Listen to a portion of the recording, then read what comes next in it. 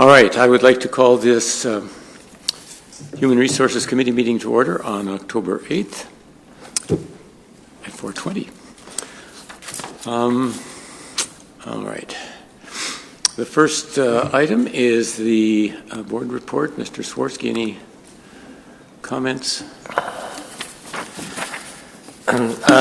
What I would say this month, it's a continuation of all the certified co-curricular appointments. There were quite a few in last month, and that continues. This is basically getting everybody lined up to be paid. They're not necessarily, this is approving them to be paid, but not until they do the job or the job is completed. In the teacher's contract, if your stipend is over $1,000, they allow that to be done in your biweekly paycheck and paid off through that. But other than that, these stipends are paid at the conclusion of the event or the... the other thing, you'll notice there's a lot of 0.5s and 0.1s. In some cases, they split up a full position into a few other positions.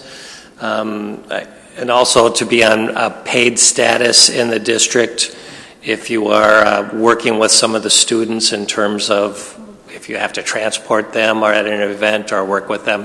So sometimes they'll have a small point in there just so they're considered a district employee and covered by our liability insurance and working with the teams.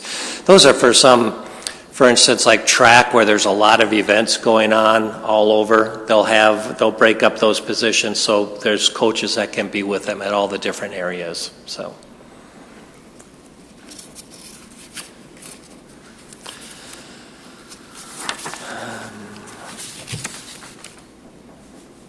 Other than that, I don't have anything else to point out on the assignments.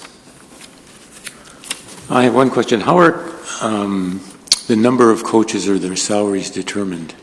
They're determined by the teacher's contract. All the co-curricular stipends are listed in the teacher's contract. So, more specific, I guess, does the number of people participating in a particular activity have any effect on how many coaches or what? Yes, there is some language in there about non-cut sports. So for instance, cross country, I think Nordic, there's one other one in there. Could be track. Yeah. So they're no cut. And then so for every additional 20 participants, they can add like an assistant coach. So, and those are, technically paid for out of some of the participation fees and such. Okay. Member Lofeld. My question would be, is it the teachers union contract? Is it teachers who would implement a kind of a study of like reviewing coaching stipends and how our district wants to do that between activities? I know that when I was coaching, Doug McIver was on quite an extensive coaching validation study, and I'm just wondering who does that? Yeah, ideally it would be a joint, working together prior to contract, so we're not trying to get all that done at a contract time. But there is a co-curricular committee that meets, I think, approximately twice a year. I know they'll meet at least once a year, but sometimes it's twice a year, and those discussions should be taking place during that time. Again, we settled that contract for two years, so but coming up after 21, it would be a time to re-examine.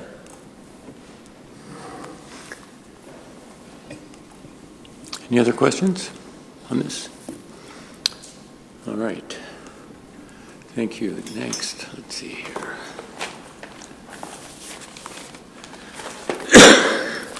No other action items. So I guess our major informational item to discuss is the superintendent's search update. And we all received, I think, in the mail some bids And Mr. Swirsky just gave us a sheet saying we should refer to these firms as A, B, and C.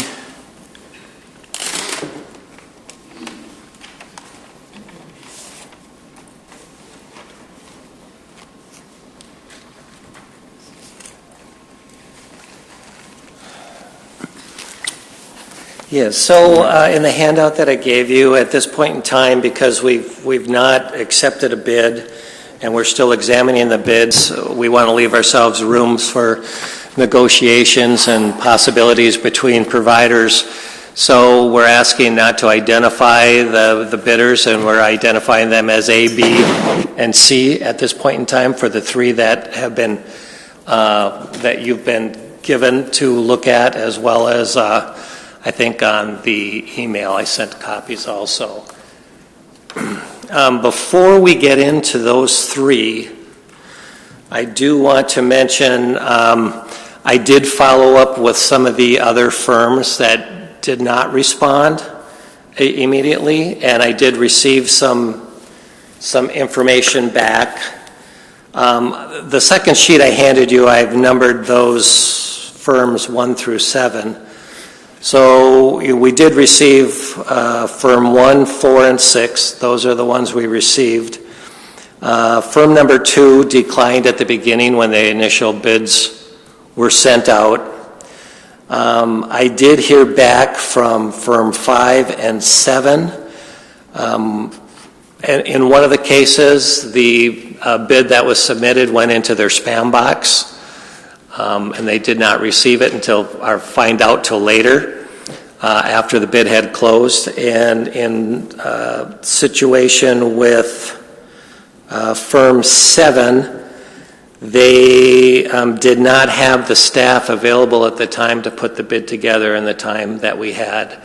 The only reason I'm bringing this up right now is I know we have the 3, and if we've looked at the 3 and people are satisfied that we have a good group to pick from, that would be fine, and we can move forward on that. If the board would want me to go back to these 2 that had some issues in providing the bid the first place and request a bid from them, I can do that also. It will push our timelines out somewhat.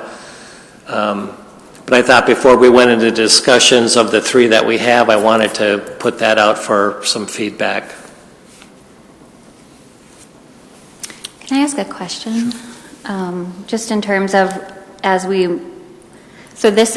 have 2 questions. As an informational item, are you looking for a vote from the board next week on which firm to use? No, so I think what we're looking at is having discussions today on the 3 that we received, and having a discussion on whether we want to have 1, 2, or all 3 come in and present. And then if that was the case, even if it was 2, we'd probably schedule a committee of the whole. Okay.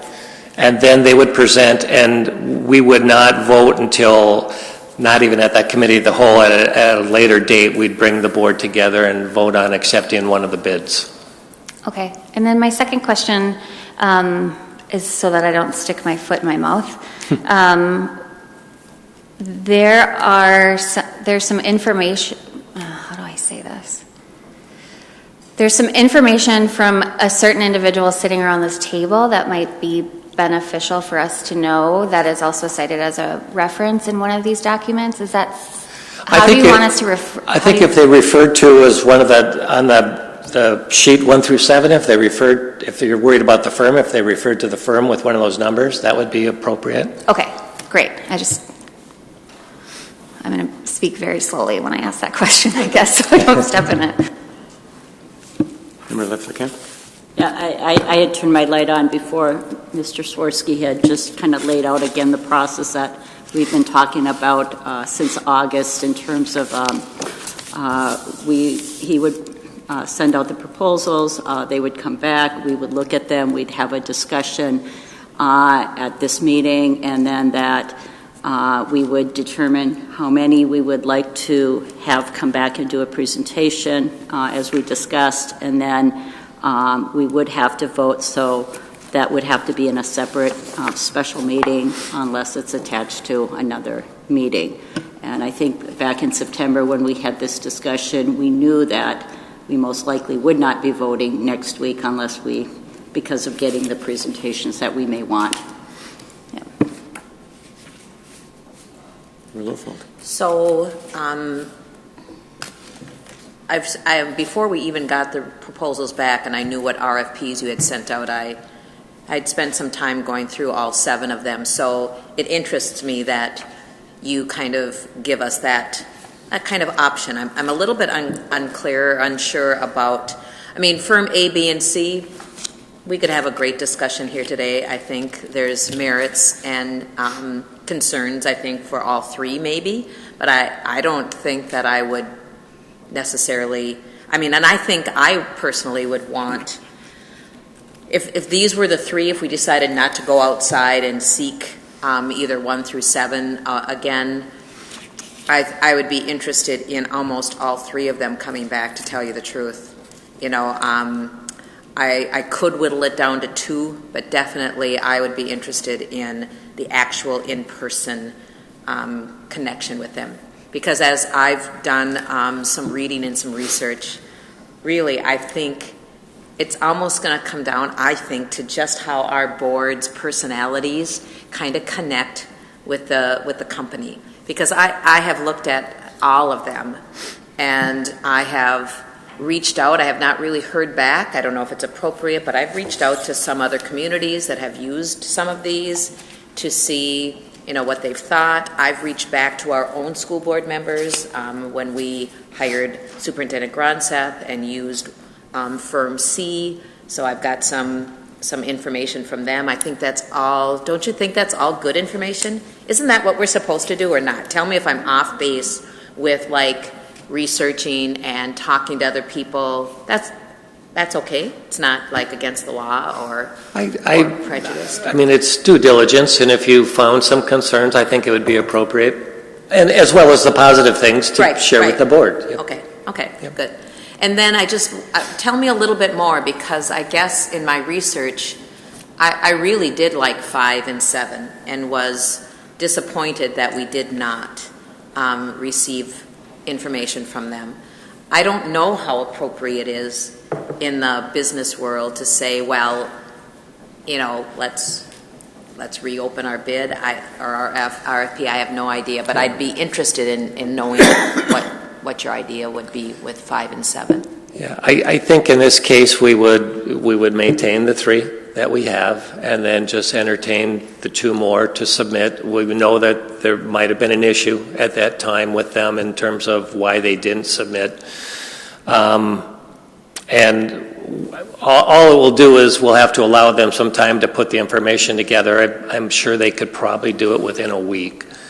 And then consider possibly 5 at that time.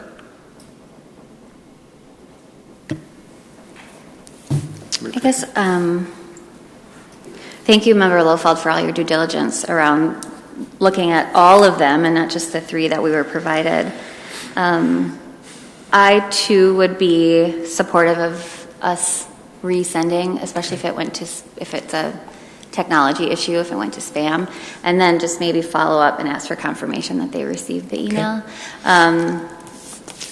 For us to consider, because this is a huge undertaking, and I think I would like to have more people in the pool than just 3, and I too am supportive of having, if we hear back from those other 2 firms, great, but if not, of asking all 3 of these to come to present, because I think that, to Member Lofeld's point as well, that how we work with this search committee is just as important as all of the accolades that all 3 of these firms speak to in their proposals.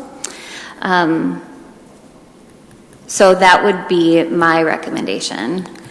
And then my second piece is a question, and if this is not the appropriate time to bring this up, I can bring it up later, Chair Kirby. Are we to assume the premise, or what I'm supposing from all of these proposals, is that the search committee is just made up of board members? Is that accurate? And or do we decide if we will reach out to community members to participate on the search committee? I think in the different proposals, they touched on different ways that the community members would be involved, and NSBA in particular, I was struck by some of the language. I was struck by some of the language with actually all three of them on their approaches to the way community members may or could be involved. Yeah, in all, and I think what you would see in all the proposals are ways of bringing the community members in, because that is common to every proposal I've ever seen.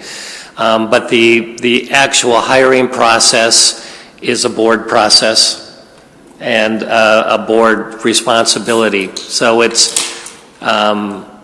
I've not typically I've seen community members and community groups within parts of the processes, but generally not within the final hiring process. It's a board decision. Okay, so I think that I know a number of us have heard from a number of community stakeholders around interest in having a seat at the table for the search piece, and I think this is a really good opportunity for us to educate the community about what our responsibilities are as school board members. And I think we saw some of this during the interviews last week as well, that ultimately this is one of two jobs that we have as school board members that's written into statute. And so I think that we need to be deliberate in the way that we're educating and communicating that reality with stakeholder groups when we're doing the community listening sessions and some of those other pieces that I know that all three of these have the community input component written in at different parts of the different phases of the project. I just wasn't sure if is it a policy? Is it written in statute? Is there something carved into stone that says it can only be school board members, or is that just the way that we understand it based on how school boards have acted in the past? I wouldn't say this as a, how do I want to say, you have the exclusive power and all that, but to give stakeholders, like we're mentioning, a seat at the table, where does it end? There are hundreds of stakeholders, and no matter who you bring to a table, there's going to be stakeholders that are offended that they're not part of that. So I think the trick here is making sure we're getting the input.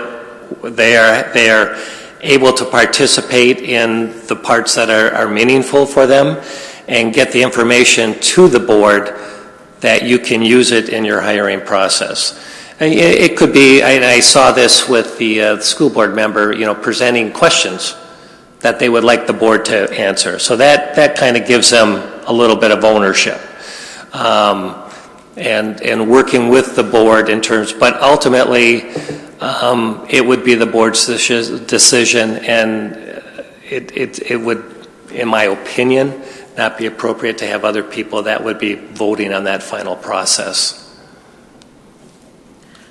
So my understanding from our superintendent training that the Minnesota School Board Association did with us up on third floor was that, was her name Sandy? Mm-hmm. So Sandy was sharing with us that night too that she had just gotten done with doing some searching for a district, and she thought it was really cool how they did have advisory groups. There was a staff group, a community group, maybe a business group, and maybe a student group or no student group. Just so there were like 4 kind of groups, and I don't know how we would want to go about creating those groups if we wanted. It seems like in almost every proposal we've gotten, everything I've seen from researching the other ones, everyone seems to have some element of that. There are these advisories, and they probably have meetings with our consulting firm. Mm-hmm. And the consulting firm is interested in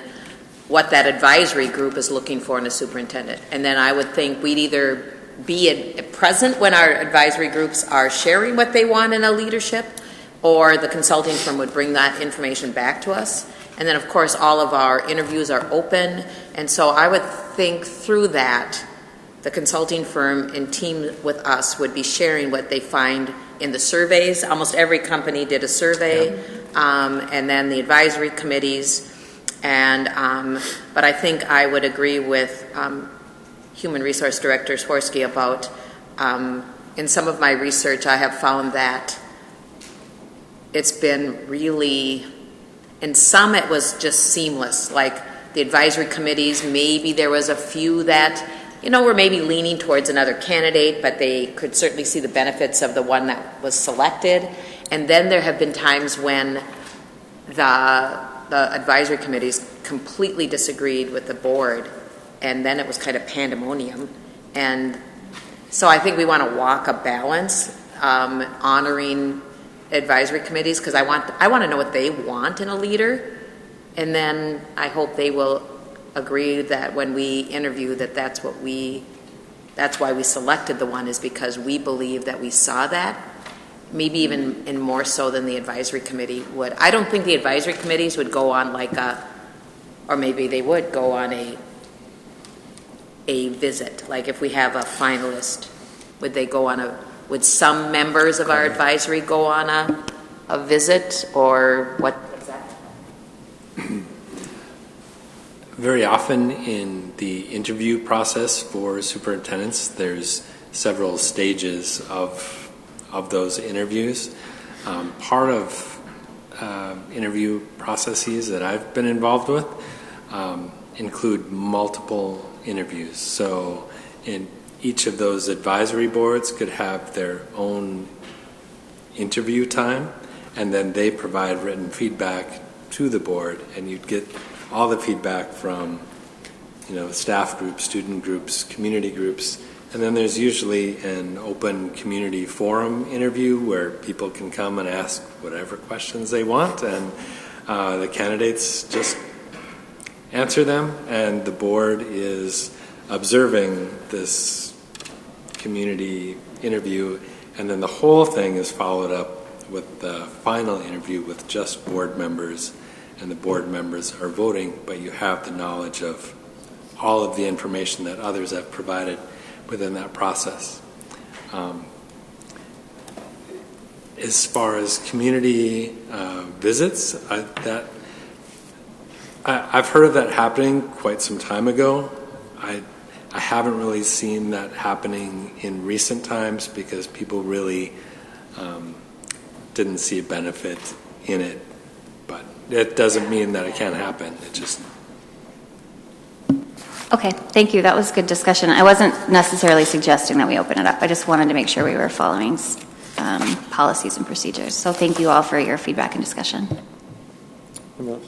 Yeah, I just pulled out my Finding the Right Superintendent search book, and there is a whole section on potential ways community involvement can happen. There's questions. There's a section on involving stakeholders, and you may remember I underlined this because the presenters highlighted it quite a bit throughout the training back in July. But it talks about involving stakeholders, and input from stakeholder groups is an important part of the process. The school board should create opportunities for stakeholders to discuss important qualifications, but school board members, however, must be clear with all stakeholder groups that the final hiring decision rests with the school board. And so I think there's different ways that throughout the process we can make sure we're clear on what our role is, Member Trinka, and I think that's a good point. Certainly that was the guidance that we received in July. I would also just add, at this point with the three we have, I would want to have them all present as well on the same day. Yeah. All right, thank you. I think I would like those other two to be asked, especially the one that went into the spam box. I'm not sure that the second one, which didn't have staff available then, maybe they won't have it available now, but at least give them a chance to reply. How long, if we send those out, again, I don't know, tomorrow, how long would it take? Would you say a week? And what does that do for I would ask that they, I would check with them to ask that we have them within a week. Okay. So, and where would that put our timeline? I don't have that. I'm sorry? Where would our that put timeline? our timeline? Yeah, I don't have that in front of me right now.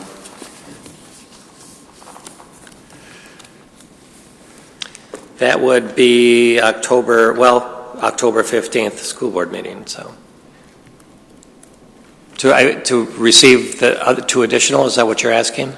Right. If Yeah. we give them a week, what did that do to our original timeline? Oh, my guess is we're pushing it out a week, so. Just push it. Yeah, we would probably have to have some sort of maybe committee of the whole prior to the end of the month. Okay. Which is doable, I think. Okay. So is the consensus that we have them send out those other 2 then? Okay. Good. And then wait till we get those back. All right, any other discussion on this? All right. I would just add then, we want to plan, based on the discussion so far anyways, that we will have a committee of the whole meeting. That's the kind of meeting it would be to have the presentations, and tentatively the last week of October. We'll have to look at the schedule to see what's out there now, but try to get that in. Okay, just want to get it out there. Yeah. Okay. I'm going to go back to that timeline because I would think that the next committee of the whole would be to almost look at all 5 and then select 2 or 3, and then we'd have another committee of the whole to listen to those 3, and then have another committee of the whole maybe to vote on the one, maybe. So we can't. Yeah, it wouldn't be. It would have to be some other kind of committee. That was a regular board meeting in order to vote. So. Okay. Yep. So in actuality, I would think that we're pushing this to the middle of November, and we'll have a couple of committee of the whole meetings in the end of October. I think you would be able to accept an RFP, accept one of the bids, for sure by the November board meeting. Yep. And I'd be willing to come in earlier. We would love to get this selected and posted by Christmas. Yes. So, as a board, we could really hope to. Couldn't you vote on a consulting firm at a committee of the whole meeting? No. Oh, you cannot. Okay. Yeah, no board action. Or a special meeting? You could call a special board meeting to either after that. One other thing I wanted to mention, regardless of where we go in terms of one of these firms, the superintendent candidates that they recruit are not necessarily totally aligned with one company. So generally when they put out an advertisement or they start taking resumes, multiple companies could be representing the same principles, which is a good thing because no matter who we choose, we're likely to get a similar pool. It's as you're mentioning here, who do we think is going to fit the board style and working with them? The downside of that, but it's just a fact of life, is whoever those candidates are, they're still being shopped around by the other firms. So. As always, Mr. Swarsky brings up good points. One of the conversations we could have as a board, I'm really interested in going out for the 2 others, but yet, honestly, when I think about it, in our timeline, it might not be to our advantage to do that. Again, going back to what Mr. Swarsky says about, I think there's a lot of potential superintendents that already know about our opening, and maybe they're just waiting for the posting, and again, I've read a lot about these firms, and I go back and forth. I almost go back and forth with, heck, let's just do it ourselves because, I don't know, just put the position out there and go for it. But So we might want to back off a little bit to going to 2 more, even though we just got done saying, again, I'd like to have this conversation because I just, there's a part of me that thinks that any one of the 3 we've got in front of us could do, could do the job as long as we're going to do our job. As long as we are working hard to tell them what we want. As I look at a lot of things, I think that we could have more committee of the whole meetings where I don't want to wait till the consulting firm comes to tell them what I want in a superintendent. They're going to ask us that. But shouldn't we be coming together as a board to decide what kind of leader we're looking for? What's the vision we want as a board? Because that's the first question the consulting firm is going to ask us, is what are you looking for in a superintendent? And have we had dialogue about that? Well, that's part of the role of the consulting company. Is to I know have it's their role, but it's our in. role to come up with what we want. But they're not gonna tell that's us. part of the process. So. I know it is, but if we wait for that's going to delay then yet more time. I don't know. I just think that there's a lot of things we could do too. But any one of these firms that we have, A, B, or C, could certainly, I think, be an effective firm because, like Mr. Swarsky said, the pools are there. Whether we go, although I really do like 5 and 7. I do. I liked what I saw on their website. I liked what I heard from other districts that use them, but I have to say that they missed the deadline for whatever reason. So maybe we just go with the 3 that are in front of us. I'd feel bad if we allowed those 2 to come in. It delays us a few weeks, but then we go back to A, B, or C anyway. I do worry about our timeline because I really do want our consulting firm to get the job posted by Christmas. But before Christmas, so that would be really advantageous for us as the candidates as well. This is for us to decide. But this gives us just another week about, does it not? We're adding 1 more week. Correct. Yep. Okay. But then here's how that would work. I would contact them, hopefully get that in within a week, but then I will have to disseminate that out to the board members for you to have some time to consider that compared to the ones you have, and then get together. So it's longer than a week, maybe 2 weeks. So. But we still have to have a committee of the whole to discuss this. Yeah. Okay. Well, I guess I would just wonder if, in the end, we're going to say if the other 2 come through that we want to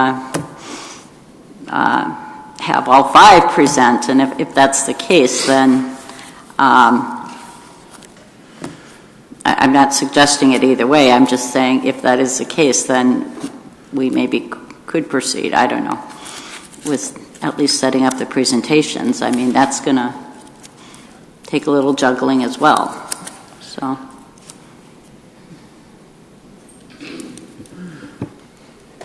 I appreciate the timelines and wanting to stay on task. I also think that this is one of the most critical responsibilities of the school board. And so I understand, I tend to be more hard-nosed about deadlines when it comes to if you didn't respond to the RFP by this certain time. I don't really, things happen. So too bad, so sad. I am familiar, I think it's number 5 that I was really interested in seeing their proposal come through just because of presentations and conversations that I've had at different training events. And so I think that I would be in favor of pushing this back a couple of weeks to try and and maybe you'll hear back from them on Wednesday and they'll say, nope, we're not going to be able to get it to you in this time period. And then we know. And then we'll have the information that we need to make an informed decision around who comes to present to us. But I don't want to, even if we do go back to end up just asking the original 3, I'll feel more confident that we did our full due diligence if we ask those other 2 to send in their responses to us. So I'm going to stick with that recommendation. Okay, so it's a consensus that Mr. Swirsky should send have these others resubmit if they want to, or can within a week. We'll give them a week. Okay. Agreed? Good. All right. Excuse me. Next, I think, was the nepotism, if we wanted to discuss that. The only thing I would add to that, as Member Oswald pointed out to me, and I don't think I made copies for everybody here today, that in the MSBA policies, there is a nepotism policy that applies. It's geared in that setting towards charter schools, but it does have some pretty effective language in it that I've seen in a lot of other. It's just another resource. I just thought I'd point that out there, and it'll be one I'll distribute to the board members. I have a question about other HR future items. I had emailed the board chair and Mr. Swirsky about this last month, about the superintendent review, because we're due for that, and I haven't heard back from anyone, and so I'm wondering when we can plan to schedule that discussion, because we had initially intended it to be August, and we're in October. Yeah, I'm just trying to recreate what I'm thinking happened in the past. We usually give the overall status with our world's best workforce in November. This will be the first time with the new review. So it's a different, it doesn't necessarily have to be in alignment with that, and it was designed that way. And so it would just be a closed session. I think that we had decided it would be 6 months, which from February to August. I think that we'd agreed as a board that it would be in August. When would you, we can put it on the agenda. It's just like, when would it be feasible for the board to complete that? That has to be closed, as I remember. This is the year, this is not the intermittent one. This is the year-end one, and so it has to be closed. Right, so you'd have a closed session for discussion, and then there's a summary that is the public part.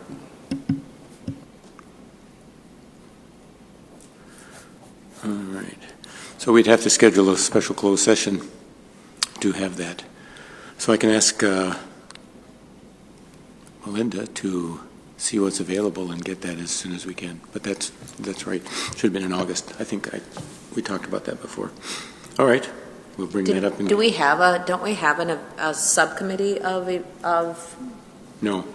We did. Okay. We did, and we came up with this scenario to how to evaluate and on what parameters superintendent's being evaluated. We had a half-year one in February, or we had one in February. February, half-year. Okay. And this was the year one. Right. All right, so I'll talk with Melinda and see if we can get that started. Good. Thank you. So are we asking on a future item, superintendent review, or is it informational that we'll schedule a closed session? The latter. The latter, I think. Because we're a couple months past due on when we were supposed to do that. All right.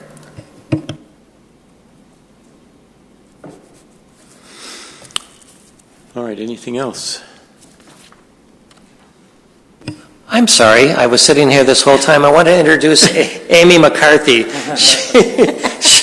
She's our new human resource manager, and she works with the non-certified staff. And that was my big goal, to get out here and introduce her, and I just got sidetracked. So I'd like to welcome Amy to the school district. Welcome. Thank you.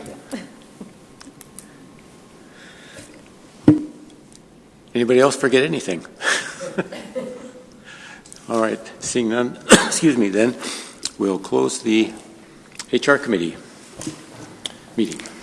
Thank you. Is everyone okay if we take a 3-minute break so I can run to the restroom quickly? Are these doors open? Do we know, Bill? Yes. Okay. Is that okay? I'll be right back. Yeah.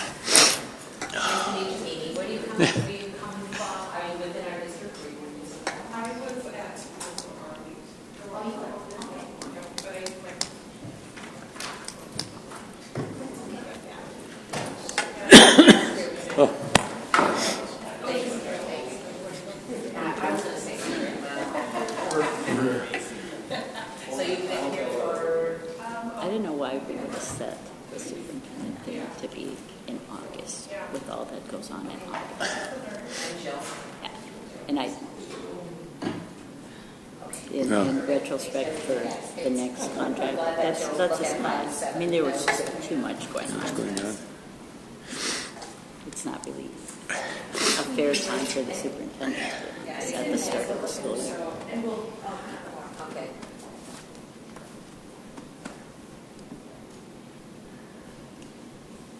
All right. Discussion on consulting firms. Yeah. I think we've all done our homework in different ways, so. I'm just going to call one of the former profs at the University of Minnesota, who's in Educational Minnesota, who knows all these people. Okay. Ran through this. The gang's all here, except for, So, well, the superintendent's not here. We'll give him a couple minutes. all right.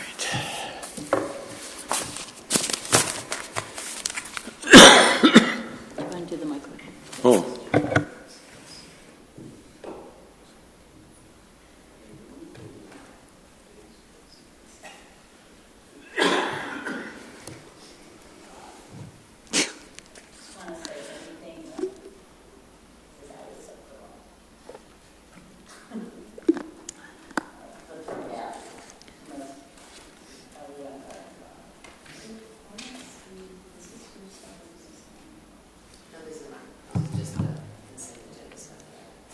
Okay, we'll go ahead and get started.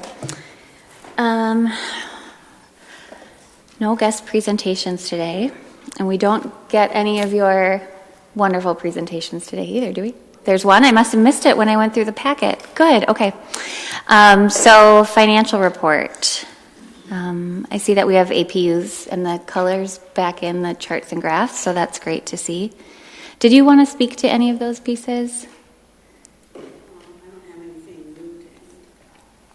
Okay. Did anyone have any questions about the APU graphs? Looks like we're sitting in a really good place compared to what was budgeted or forecasted. Yes, we are projecting a very similar enrollment compared to fiscal year 19. What you're seeing looks a little bit different. I had Cattery do some comparisons. In the past, each monthly comparison was in comparison to what we knew at the time versus what we might know at the end of the year. And as you know, there's a lot of volatility, especially at the secondary level towards the end of the school year with credits and people transferring and enrollment options. So what we did this time was to adjust our projected ADM to reflect anticipated changes, not just things that are what we know as of current. So it was really nice to be able to see that as a little bit of a departure from thinking of what we know right now versus where we would end up. So I really appreciated the work that she did, because if we were to look right now, it would look like we have actually a lot more students than what we're probably going to end up with. So we actually spent some time looking at where we would see changes as the year goes on, and then made those as part of a revised projection. So as of right now, we're looking like we're very similar to last year. But again, this is an estimate of what we know right now. Lots of things can happen, lots of things can change, but that's very positive news for us. Thank you for taking the time to do that. It was helpful to look at it broken down by grade level as well, as we anticipate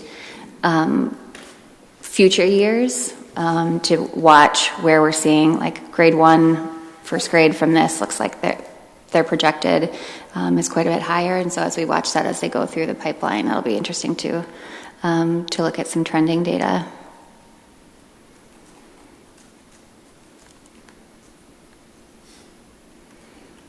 Any other questions or comments on the ADM reports?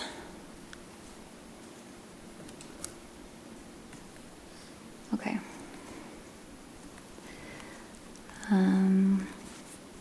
Next we have fundraisers.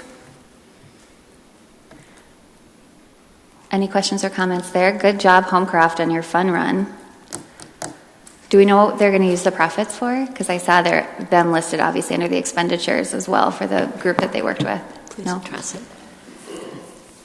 Chair Kemp, Leffler Kemp. Yeah, I just, I'm glad you brought that up. I was impressed too until I realized how much they actually made versus the profit that goes to that company, and maybe you want to touch on that. Yeah. Sure. The Boosterthon fun runs, if you read the contracts, keeping in mind that the Boosterthon organization runs the entire program, so the district and staff don't have a ton of obligation. But for the amount that was raised, approximately 49% goes to the company and 51% comes to the district. So the company generated almost the same amount in revenue as the fun run. So just wanted everyone to be aware. They've been done in the district before, they've been approved before, but just that was part of the process. So we wanted to make sure that this is the net to the district, to Homecroft. Thank you for reminding us of that. Yeah, I remember poking at that contract when it came up, and I wasn't overly pleased with it. But, Member Lofeld?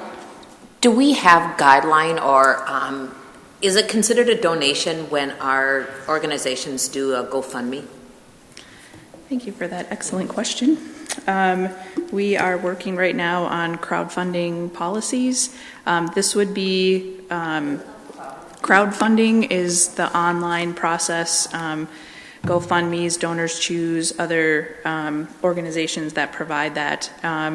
So technically they're fundraisers, but those folks that are providing dollars are also donating. So we need to create a policy that dictates what that is identified as for the school district. So we have been looking at sample language that other districts already have, MSBA, ASA, all other organizations have some sample language for us that we'll be reviewing at our next committee so that we can create a policy. So yes to both. They're both a fundraiser and a donation, so we have to be very thoughtful about how those get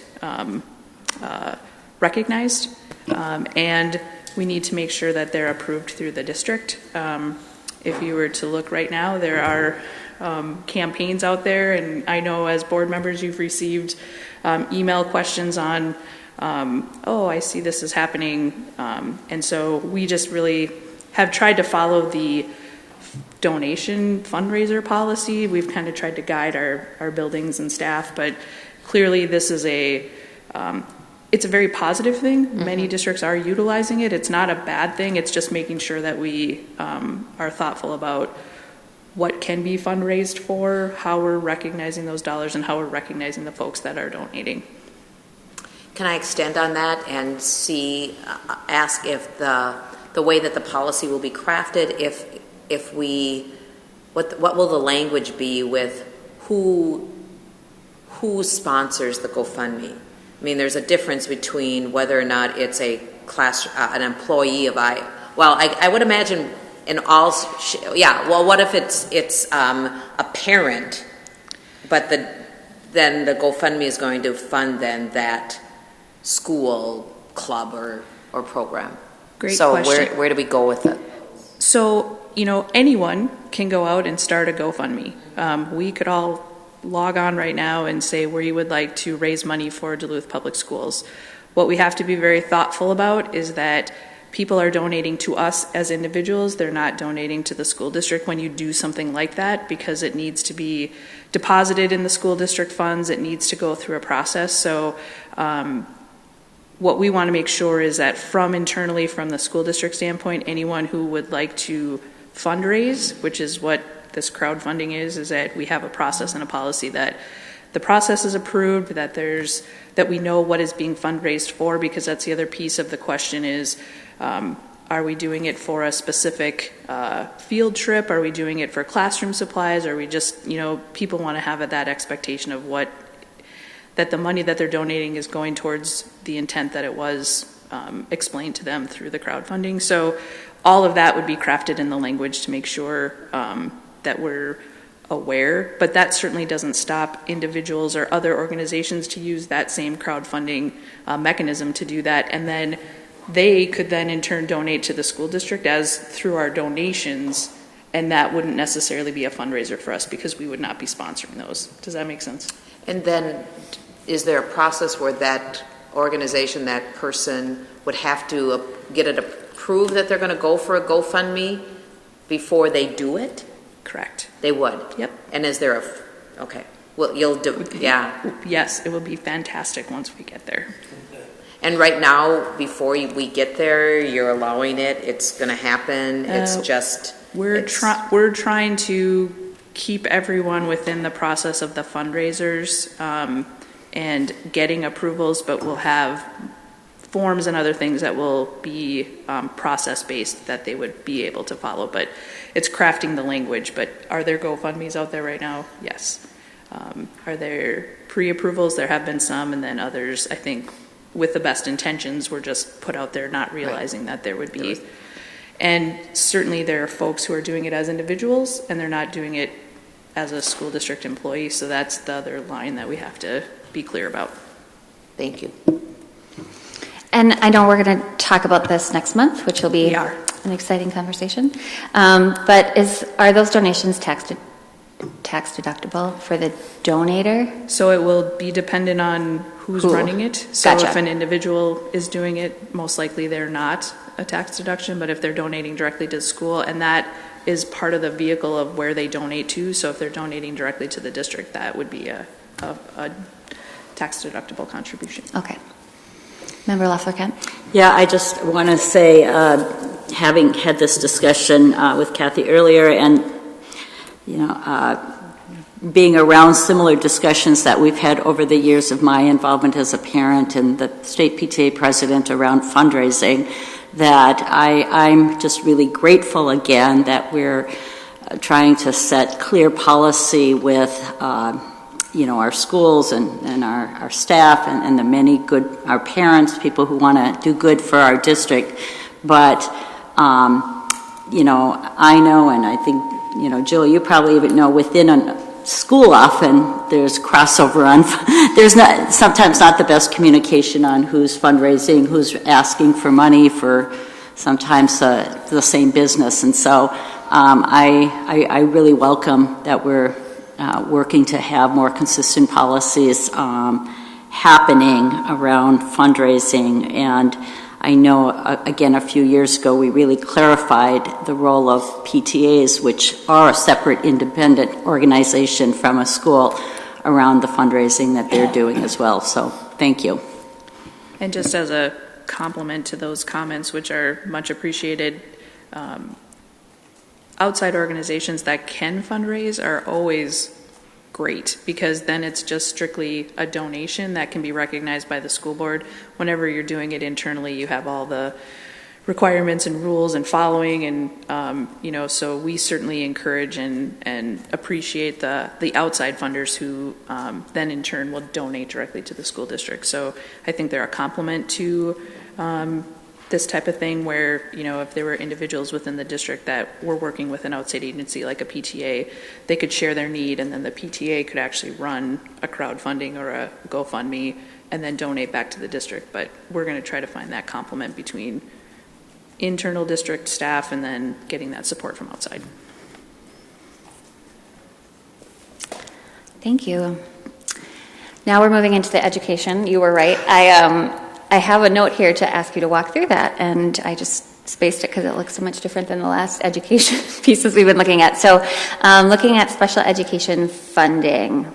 So shifting from the levy, which I know was very exciting, and trust me when I say we could have been doing levy for the next 6 months, but feeling that, switching gears a little bit to talk a little bit about state special education revenue.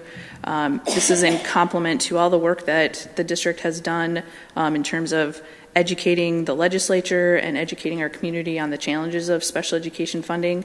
But just to maybe give just a really high level overview of what that means for us and how we get to receiving special education revenue for the district, and the continued challenges that not just Duluth Public Schools but all districts have in terms of getting reimbursement versus getting an allocation of revenue, because that's kind of how state special education works. So I just tried to provide just some basic overviews of how state special education revenue comes to be. And one of the first philosophies we have to remember is that every student generates general education revenue, whether they have an IEP or not. So we get an allocation per student that helps us to provide education, whether it's special education, regular education, specialists, whatever that is. Every student generates regular general education aid.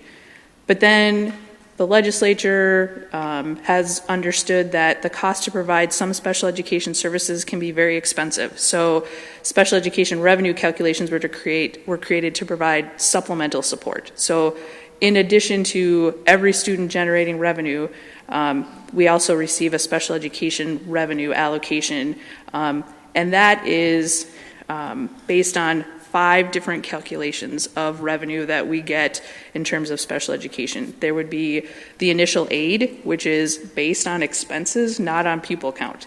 So for all the times I tell you how important pupil count is to generating revenue, in special education world, not so much. We actually are looking at expenses, and then we get a % back for our expenses. Keeping in mind that the state says, I'm not going to give you dollar for dollar because every child generates general education revenue and you should be using part of that to help fund the education.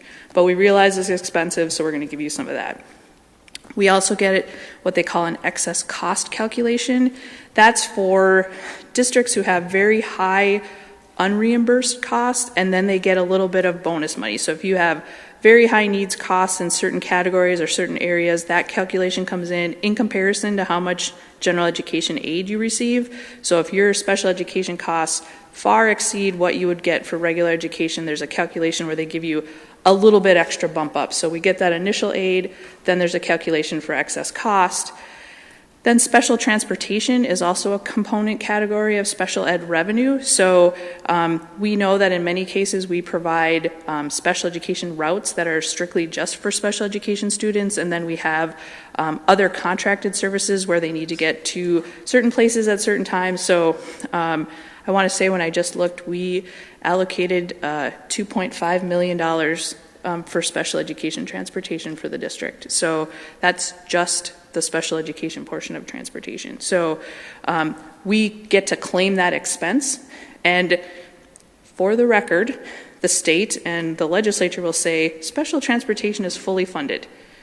Well, they let it be as part of the calculation, but for districts like us who are over that cap when we talk about that, we get cut off at a ceiling. So my argument would be, for a district like us, we are not fully funded in transportation because we only get to a certain point. Whether we stack up transportation here as fully funded or above the cap where we aren't maybe getting any funding, doesn't matter where it is in the pecking order. In our case, because of that ceiling, we're not fully funded. So I just want to make that there'll be claims that special transportation is fully funded. For a district who's in the formula, it's all considered reimbursable.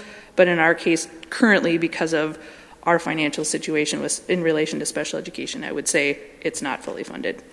Then there's the tuition adjustments, and we all know that that's been our story at the legislature, is that resident students, so where students live, where they end up going to school, and whoever is providing that service gets to bill back the resident district for the cost of special education. That has just been a philosophy that the state has used to say, to assure that they provide those services and that the resident district then gets those costs. So in the year that all of the special education laws changed, there was just a timing where the tuition adjustments that we receive for students who are attending other districts or other charters besides our own, the amount of tuition billing that we had to pay was extraordinarily high, which meant our revenue became less because we don't get bills from all the districts and write checks. They send all the bills to the state of Minnesota, and they retain our special education revenue and farm it back out to everybody else. Now, keep in mind, we also bill out, and we get, but we were a net more going out than coming in. So that caused a huge gap for us. So that tuition adjustment can fluctuate greatly depending on where our students are. If students come back to the district, we won't get billed as much, but then we're going to have higher costs within our districts because we're going to have to provide services ourselves.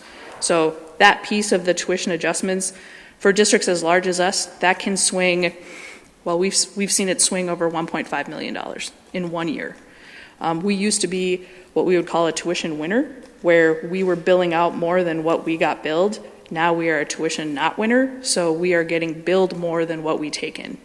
And that is just the nature of where students are and where they're getting served. That isn't the control of the district or how we could change that, but that's just the process that we go through. And then the final component of the special education revenue calculation is the hold harmless. This doesn't apply to us, but it can apply to a district where the state sometimes, I think, feels bad about changing their laws, so they create what they call a hold harmless to say you can't get any less than the old calculation based on the old 68% of salaries, 52% of contracted services, 48% of supplies. So they do an old calc and they do a new calc, and if you would have gotten more revenue the old way, you get the greater of. So that hold harmless calculation is there for some districts who, for whatever reason, might see a fluctuation in their costs, which then in turn would affect what their reimbursement is.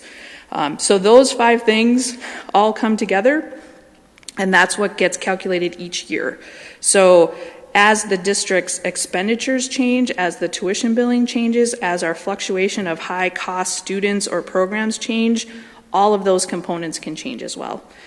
But the overreaching part of all of that is that in all of that, there is a floor and a ceiling calculation that's created by the state that tells us where in all of this can we get limited funds. And so the message that we sent to the legislature, the message that we've been sending here and in our community is that we are still what we call over the cap. So the amount of revenue that we can generate that the state says we can collect each year versus what we could generate based on all these reimbursable things, that ceiling is hurting us. The good news, if there is good news, is that the ceiling is going away in fiscal year 21. They've changed the law. Our problem is we are still artificially low. We should have a higher base so that we can get more reimbursement, and that even though we were unsuccessful at our last legislative session, we will be going back to share our story to try to get that changed and to try to get reimbursed from those loss of costs.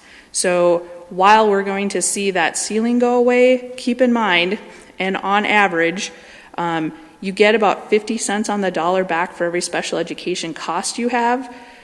If your revenue goes up, that also means your costs are going up. So it isn't just free money. So it might seem like, oh, great, we can spend a lot more money. Well, we might get reimbursement, but then we also have to figure out how we're going to pay for the additional 50% that it's costing us to grow that cost. So as we think about that, that's just important to remember that right now in fiscal year 20, we're projected at the ceiling, which means for every special ed cost we add from this point forward in this fiscal year, we're not going to get any extra money back.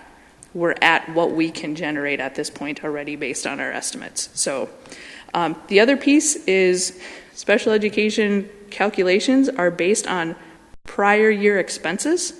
So what we can get in 20 is based on what we did in 19. What we get in 21 is going to be based on what we're spending in 20, except for tuition, which is based on current year. So in any really awesome Minnesota finance calculation, they try to make it as complicated as possible and so difficult for us to estimate how much we're going to receive.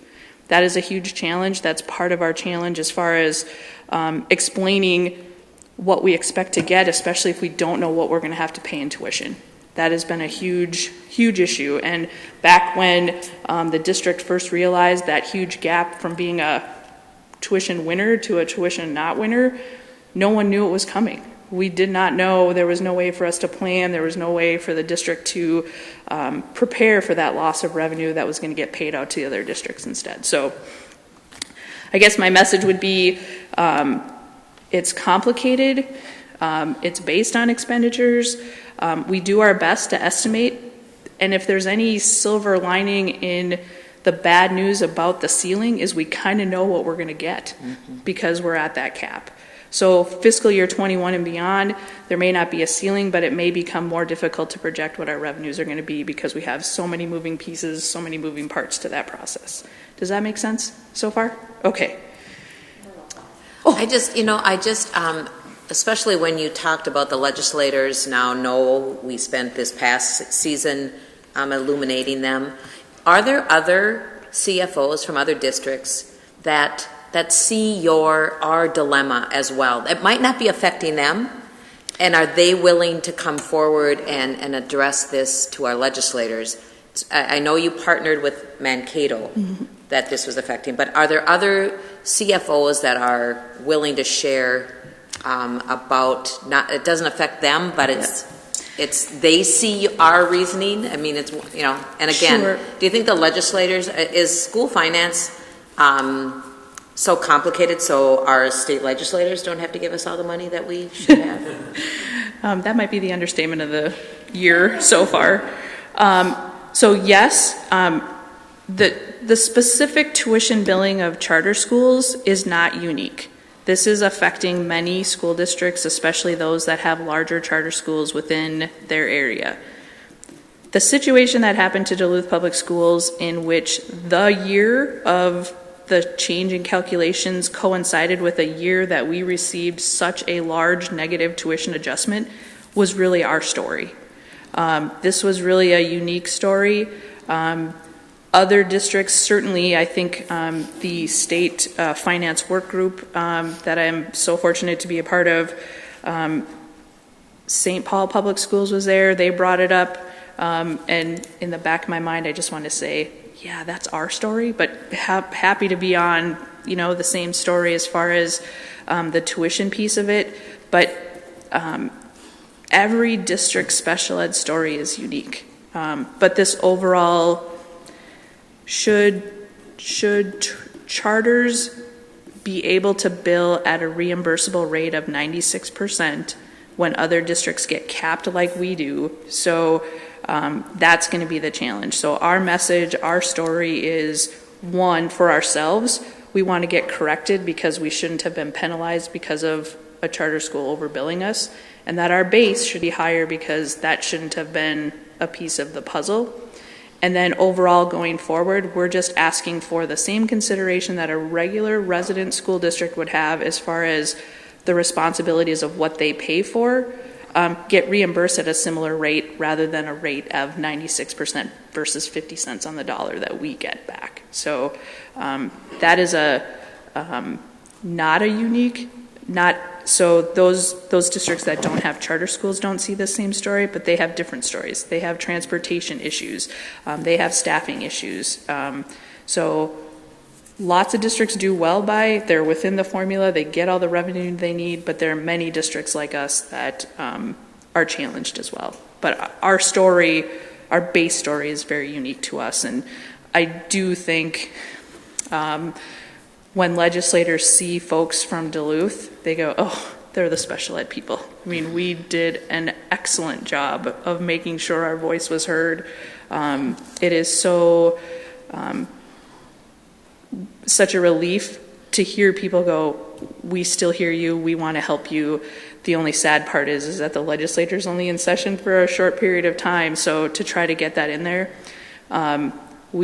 We are looking for fiscal support, but this is also a policy issue. This is a policy year for the legislature. This isn't a budget year, but we still have a great platform to visit and get laws changed to help special education funding for everyone.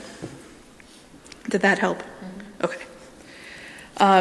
Just want to briefly talk about what creates our costs, what creates costs in the state. So again, without really digging into all the super fun calculation pieces, I just wanted to share some slides that were from the Minnesota Department of Education. And I know this is a little bit small, but you can see that in fiscal year 19, it was projected that there were over 145,000 regular education students receiving special education services out of approximately 872,000 public school students in the state, which was an average of about 16.7% of students were receiving some special education services in the state. Not including the non-publics there, those were at the bottom. You can see there's a small number of non-publics that also receive special education services through regular school districts. But for Duluth Public Schools, I pulled our December 1 child count, which was approximately 9185 students receiving service, or of our 9185 public school students, 1,633 were receiving special education services, or approximately 17.8%. So we're a little bit higher than average, and we could have a great discussion on why we see those increases. Partly because we're a hub community in the Northland. We're a larger school district that provides more services. We're attractive for people to come and get services. So the cost and enrollment here could tend to be higher than, say, a smaller school district in a rural area. So seeing that just kind of gives us pause to say that, you know, we do have approximately 18% of our students receiving special ed services of some kind. On the next page with the pie chart, these are the students receiving special education services by disability area. So this again is just a breakout of the December 1, 2018 child count. This was from the state. So this is the state averages of all the different program area disabilities that are identified for students receiving special education services, birth to 21. And then I pulled the Duluth Public Schools, same December 2018 child count, so you could see where our percentage breakout by disability was versus the state average.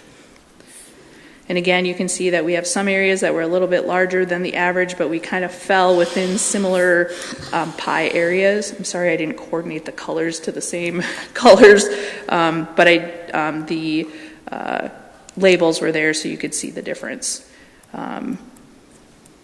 And again, that would have been the 1,633 public school students. And then just as from a state perspective, the expenditures that are eligible for special education services, we have, and these are in the millions. So for fiscal year 18, there was a little over $2 billion in special education program cost, 59 million in ADSIS, and then 279 million in transportation. And just a little mention about ADSIS, which is early interventions for students who aren't yet on IEPs that we provide intervention services for. It qualifies as a reimbursable under special education, even though it's technically not a special education service, which is great because they're identifying that these are great things to do to try to help students before they need an IEP. This is not a grant program though, so again, for a district like us that's over the cap, if we were to implement a program like this or say try something new, this would be all general fund money and not have a reimbursable component on that. So keeping in mind that we're trying to look and maintain to see how close we could get to the ceiling. We do invest in ADSIS. We do have interventionists within our district that are providing literacy and math services to try to identify those students and reach out to them before they have a learning disability or an IEP. Does that make sense to everyone? So the challenge is there isn't a dedicated funding source. This is just a reimbursable funding source. So this would be great if it actually was an entitlement that had a grant or a payback from the state, and we would advocate for that as well. And again, just as you can see the bar graphs, we are spending quite a bit more money as a state compared to fiscal year 06 and fiscal year 12. And the growth of ADSIS, I think, is just an indicator as well that we are trying to do intervening services statewide and try to identify those, but the cost of special education is still growing regardless. So we can see that piece. Any questions on that? And then the last thing I wanted to share was to talk a little bit about what you might have heard of that they call cross-subsidy. It is a topic, a phrase that you hear a lot, but it's a little bit confusing as to what it actually means and what it means to districts. What this chart shows, and this is statewide, how what revenues or what sources cover the cost of special education. And so you can see that federal aid is that, sadly, the smallest portion of our reimbursement. And then that middle gap is the state aid that's been calculated, and you can see that the state has continued to contribute and put more money into special education reimbursement. And then there's the lighter blue top area, which they're calling the cross subsidy. And what that is the amount that a school district needs to pull out of their regular budget to help cover the cost of the unreimbursed portion of special education.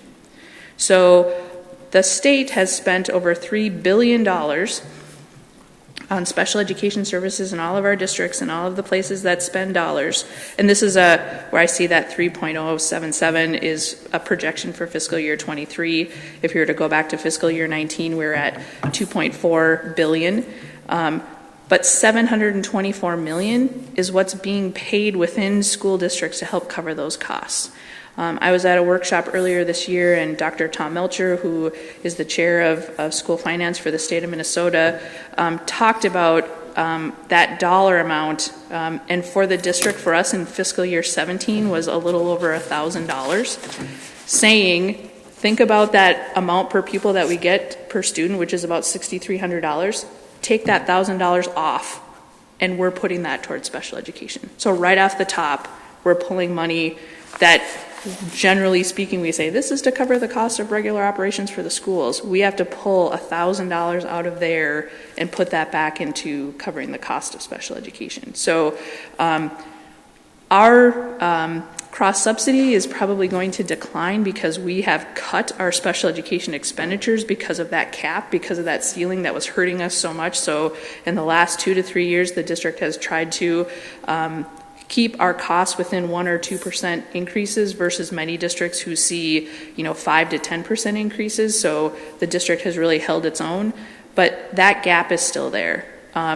There was legislation this year that offered some cross-subsidy revenue, so we will be getting some additional state revenue called cross-subsidy.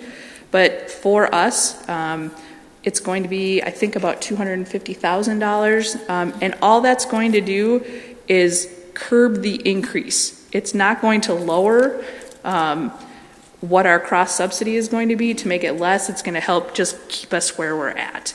That was how the calculation was created by the state and by the legislature, was to say, we see this still growing, but we're going to try to help you out. And I think that will be a continued conversation at the legislature, is how much more can the state provide in terms of cross-subsidy. Because there are some districts who are doing well, and then there's other districts who have huge cross-subsidy issues. I think the last time we looked, we were like the 20th worst district in the state for cross-subsidy. We're probably a little bit less now. But that's a real high need for districts. So with that, I just wanted to kind of whet your appetite for special education, and just to give you kind of that state perspective and our local perspective on the challenges we have. And again, we very much look forward to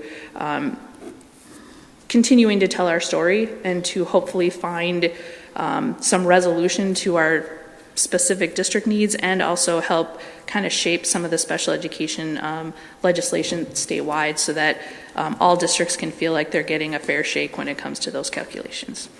Any questions? Yeah, thank you. I think your definition of cross-subsidy was the best one I've heard in a long time, so I appreciate clarifying that. That's always a confusing one when you're talking about special ed funding. I actually had my light on when you were doing the earlier discussion about what districts we were partnering with. Yep. And I just wanted to make sure that the right districts got out there. I think someone mentioned Mankato, but it was really St. Cloud and Rochester. Faribault and Faribault. Rochester. Yeah, yep. Right, yeah. And just for the record, they do not have the exact same story as us, but they have charter schools that they have a high percentage of their resident students attending as well. So they shared that portion of how we were hoping to change the language. Mm-hmm. And the last thing I was just going to say is I appreciated also how you ended on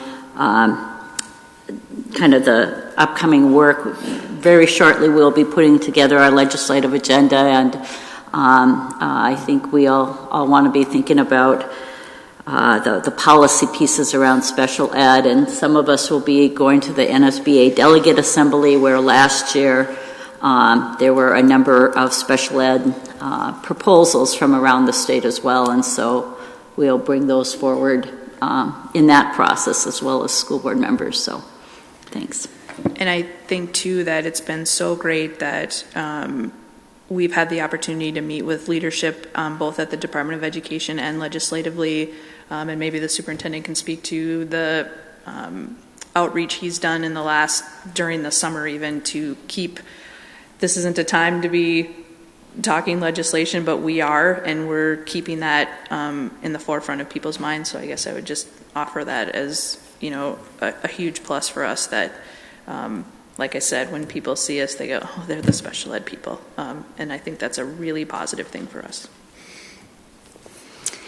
I just have a quick question, and I think I was too slow in writing down what you spoke about, the 94-cent reimbursement on the dollar versus the 50-cent. Yep. So for charter schools, they basically are able to bill back a higher percentage because they don't have their process. They don't have the follow the same calculations. They don't have a ceiling. So that's a challenge for districts. And you may have heard that the percentage of what a serving district can bill the resident district is moving downwards. And that's to give that district what they would call the skin in the game. So if you can't bill back all of it, you're going to be thoughtful if you're paying a higher share. So this year it went from 90 to 85%, and then next year it's going to go down to 80%. The state is going to cover the charter schools difference in state aid. So if we're billing each other, if we're two regular districts, I've got to keep 20% of that cost down myself. But a charter school will only bill us 80%, and then they'll send the rest of the bill back to the state to get state aid reimbursement, which is a challenge. And we just want to say, for a district like us, who every time we hear a special ed request, we're contemplating, can we afford it within our budget? People that don't have that concern can offer more services, and that just doesn't feel like a level playing field. Thank you for that clarification, and thanks for that ongoing education with us at these business committee meetings. That was really helpful. Any other questions for our CFO? All right, moving on to policy. We have policy 722 on public data requests. If I understand correctly, this is the same as last year. We just have to do this every year. My only question around that is, I have two questions. One, I know that we have this form, there's no you in there, that people can fill out.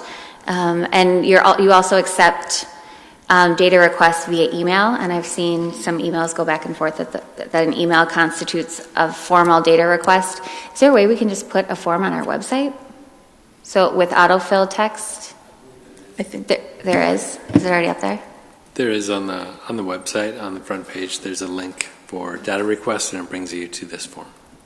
But I'm saying, can people fill it out on the form and then hit submit, and it goes to Jackie's inbox? I don't know the answer to that.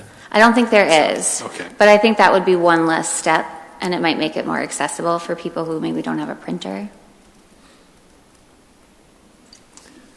And then I'm not sure how to phrase this question either. Is there anything based on our experiences in the last year that we would like to add to the policy or to the form that would be advantageous for both us and people seeking data? I want to make sure we're learning from our experiences. I think that's a great question, and I think Jackie might be a great person to reach back out to, since she's our main contact and working through that process. Okay. And again, even though this is just a review at this time, as a process, if there were any edits or changes, we could actually go through the policy change process if we wanted to do any edits from that. So okay. I'll reach out to Jackie and see if there's any concerns that she would have. Okay, and I've got it on my list too. Thank you.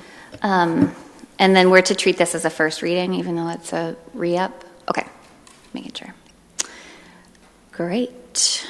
Next, we move on to our expenditure contracts. First is with Fond du Lac Tribal and Community College for our CITS. I just had a question about roughly how many students do we have that are taking advantage of those CITS courses at Fond du Lac? Just a ballpark. Hundreds. Hundreds? Wow. Hundreds. Well, I don't know if that's LSC or that would be a combination of LSC, UMD, St. Scholastica. And Fond du Lac. And Fond du Lac. Probably in that 200 to 300 range. Total. Yep. And that,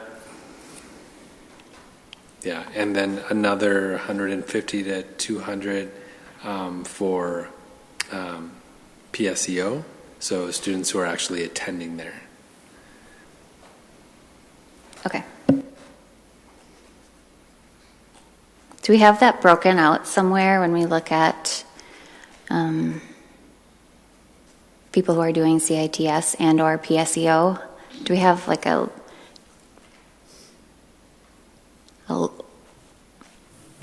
the word just fell right out of my head. Do we have counts? Because I think that's one thing that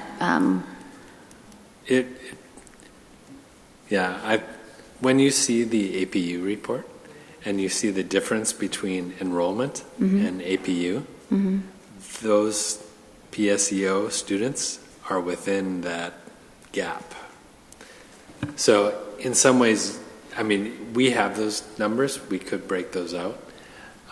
CITS, they're the same. They're in the APU because they're still with us. But we do pay a per student, per course fee to the colleges for them.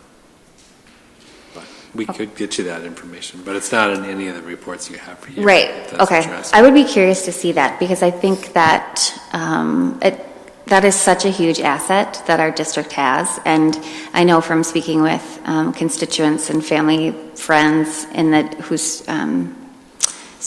kids are in the district that some folks are going to college and they'll be a junior when they're 18.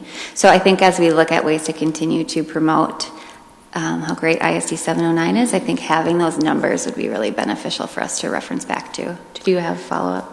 I was just going to say we can certainly find that information, and I just wanted to comment on how important CITS is in terms of retaining revenue.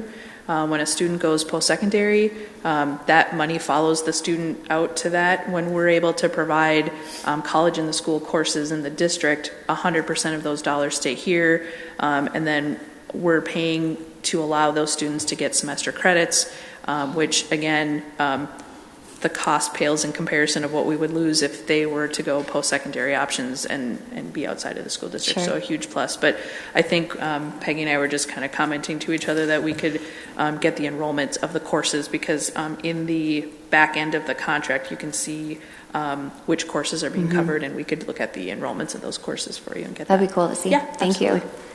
Member Lesserkamp? Yeah, I just want to kind of add to this discussion. I just toured East with our new school board elect this afternoon, and we spent some time with Principal Siebel talking about CITS versus PSEO classes, and also just as a parent who has had kids do CITS, I certainly know the value of them.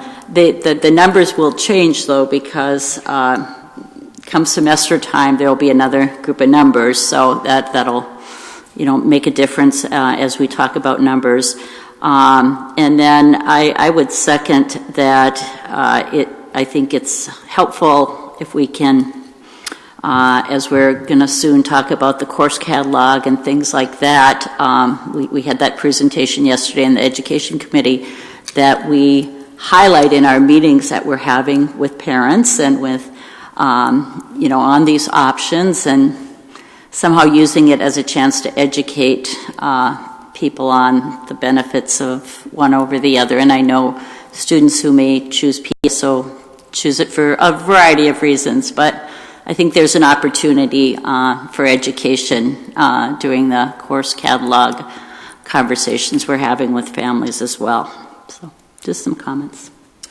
Just comments too, just kind of that balance of walking that line, because I work with a lot of students too that I think there's somewhat there's a just a vision they have of being a PSEO student, and I not that I want to necessarily I want to educate our students that choose PSEO because they think it's fun to take ballroom dance in the evening, or see what else were they taking? They were taking public speaking, which they could have taken during the day, or they were taking courses in mock trial, things that they could do, but I think they think it's and it is. I mean, I guess if you need a math class, then it's high level, and we don't offer it. We want them to be able to get that at PSEO as opposed to a CITS, which money stays in our district. But I don't think sometimes our students realize that PSEO really does, in a way, hurt us. If they're not going to fulfill, why wouldn't they just fulfill their day with other electives in our school system instead of the fun electives you can get at a college level? But I don't know if they understand exactly the advantage of staying and working with our electives. And maybe adding guitar was maybe a great idea, fun, kind of creative, kind of outside the box. Granted, we don't have staff or sometimes the licensures to do a lot of other types of offerings, but it'd be interesting to is there a survey that kids take that might question? I know they take surveys at times, but is there any survey that kind of vets out why they're selecting a PSEO option? And if there was a way, if we knew why they were doing it, if there was a way we could lift them up, because CITS is going to give them the college credits as well, so they don't necessarily have to go to PSEO. I think they're going because they somehow just think it's worldly or mature to take a PSEO, when in actuality they could still stay at their high school. I don't know. I talk to a lot of kids. I don't take advantage of educating them about taking CITS or fun electives in our building to stay away from PSEO. I will say that one of the challenges that we're facing is with the Higher Learning Commission's new ruling on who can teach a CITS course. It's going to become more and more challenging for us to be able to offer CITS, as their hope is that everyone who teaches a CITS course would have a master's in that field. Now it's to 18 credits, I believe it is. So if you're teaching CITS physics, their hope would be that you would have a master's in physics to be able to teach that Physics 101 course. And most of our staff have a master's in education or in curriculum or some educational field that the Higher Learning Commission has now said it's not enough to teach these courses. So in some cases we have teachers who've taught CITS courses for 20 years and are no longer qualified to teach them. And so we've been working with Higher Learning Commission, we've been working with our university partners to try to find ways to get teachers the credits that they need to be able to teach these courses. I believe German 5 is one of the areas where we only have one teacher in the district that is certified to teach the course. And do we force that one person to teach in both sites? Because that doesn't really follow our contract language right now. But those are some of the challenges that we're facing with the new rulings on CITS. Yeah, thanks for raising that. We actually spoke about that today as well, and some of the challenges. I just, would throw out again, I because I am around a lot of high school families, I heard from a number of folks in August that stories of families who did choose to come to Denfeld or East because of the CITS offerings over the other schools that they had previously been in. So it definitely, the CITS classes are a good recruitment tool as well and should be promoted. I don't mean to be a David Downer here, but reading this document, the first number one says, would be accepted as part of the general education requirement for the associate degree. That's different than saying someone going to the University of Minnesota Twin City campus in chemical engineering is going to get credit for this. I mean, I don't think so, and I think a lot of parents think, oh, I'm taking college in the schools, it's going to be accepted anywhere. It is not. And so I think that has to be made clear in our catalogs. I've had some parents complain, well, this is really not a college course because my kid's going to, I don't know, wherever it is.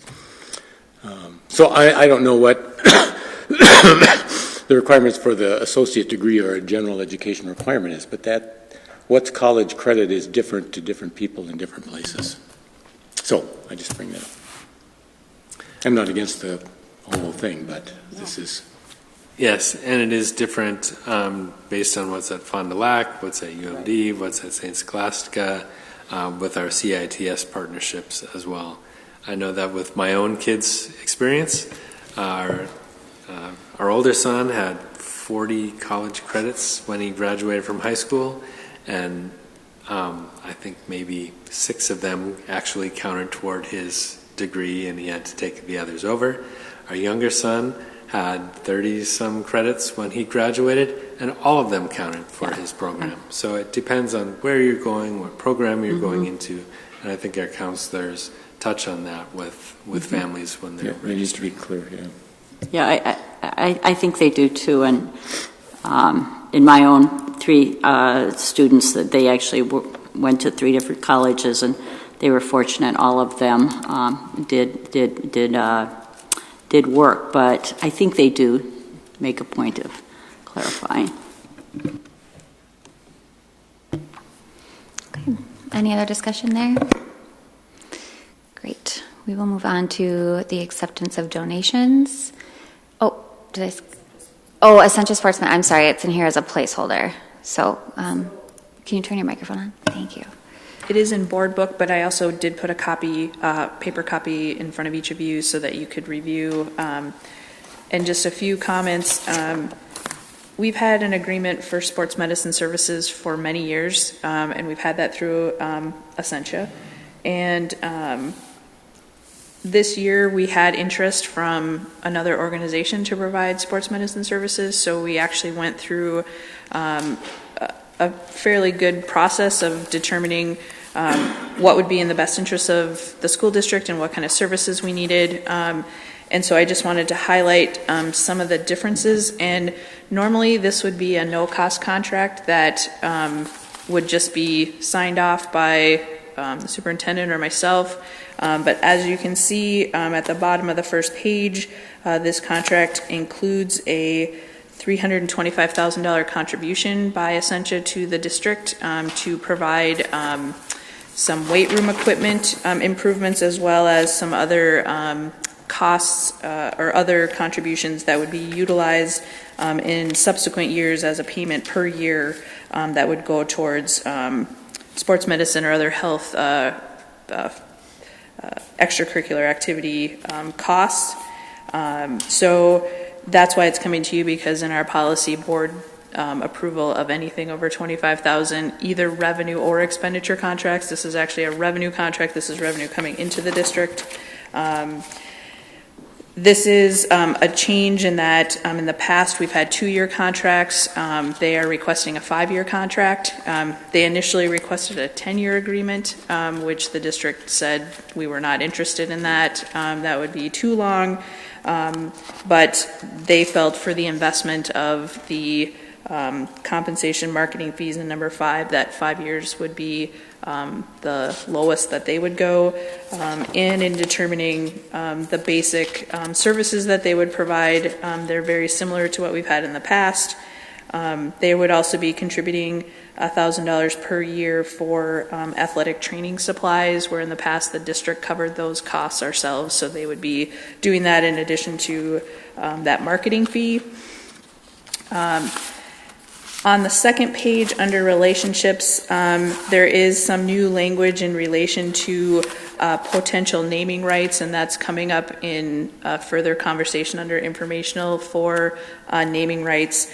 During the term of this contract, they are requesting the exclusivity of their name in our district, so that a competitor similar in nature would not be able to purchase naming rights similar to their service. So that and that has been in their other portion of this contract, but they because we have this on our agenda to talk about potential namings of buildings, fields, or other things in the district, and there could be potential compensation to the district for that. They wanted to spell that out here. Otherwise, the language that you're seeing in here would be similar to the prior contract language that we've had with Essentia in the past, which you wouldn't be seeing any changes.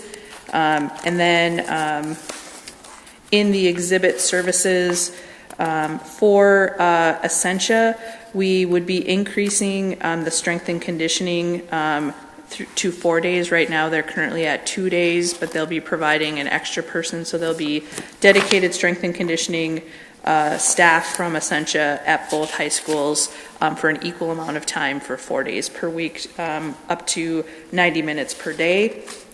And then we also did clarify under Exhibit B, the obligations of Duluth Public Schools.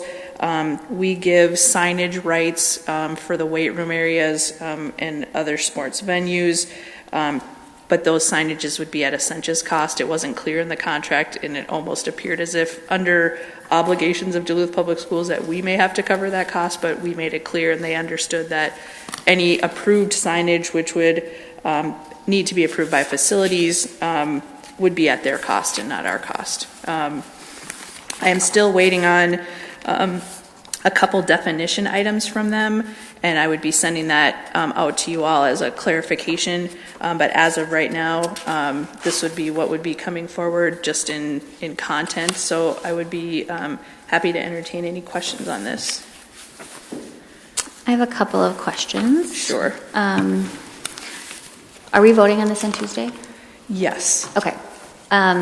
And can you talk about, I understand that we've had a previous relationship with Essentia, but can you talk about how, did this go out for a bid, or were other folks who had expressed interest in this able to send us possible? So in the past, there's been kind of an auto renewal process that this has gone through, and I think the district has just maintained a prior relationship with Essentia. Another entity reached out to us and asked if they could be considered. At that point, we had an internal conversation and said that we would be open to listening to what their proposal was. So we did not do an RFP process because this is professional services. So we just went through the process, worked with our athletic directors, since they're the ones who have the direct connection with the sports medicine process. And then both did presentations to a small group of administrators in our athletic department. And then from there, we took what criteria they had, and this was the draft proposal that came forward. Okay. My second question is on page 3 under the insurance caps, and the limit is $1 million per claim, which you could get to very, very quickly in the event that the district gets sued for something that happens by one of their practitioners. Have you had discussion with them on just adding in language that would say $1 million or their insurance cap limit. I haven't, but I certainly can. I think it's worth asking for because $1 million comes up real quick in medical bills.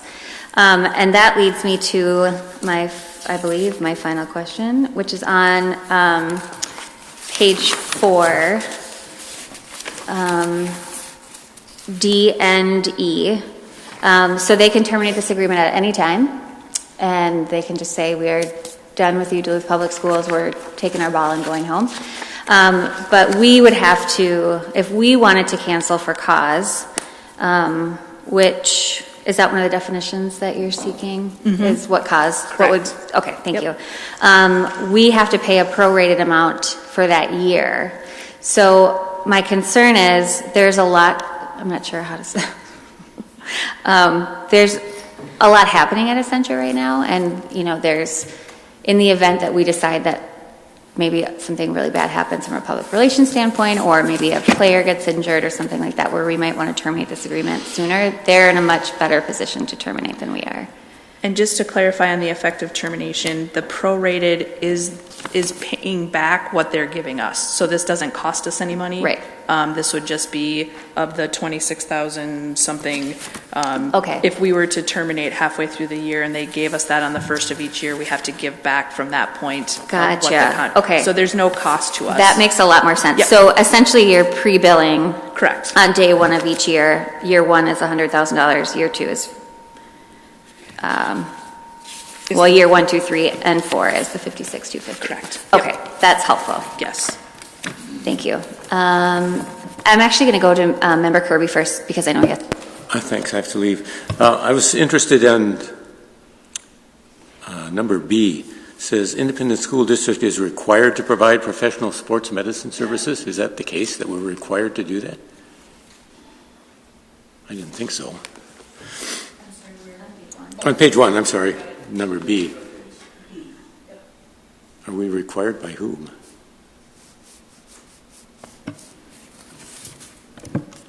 I can't reference that, but this has been in this long-standing contract, so I will get clarification on that. I do believe we have to provide in an extracurricular activity support, medical, so. I know that there's a requirement. I'm not sure what level of service the requirement is, and maybe this needs to be more specific. And then on page 2, I'm a little bit, this exclusive marketing opportunity, does this say that if we were to open a clinic that had nothing to do with sports medicine, that they would have to do it, that we couldn't get some other entity? I mean, we're talking about St. Luke's, that's the other one. Right. I am not an employee of them anymore. I don't mean that, but I wouldn't like to limit everything just because they're doing sports medicine. Thank you for that. Yeah.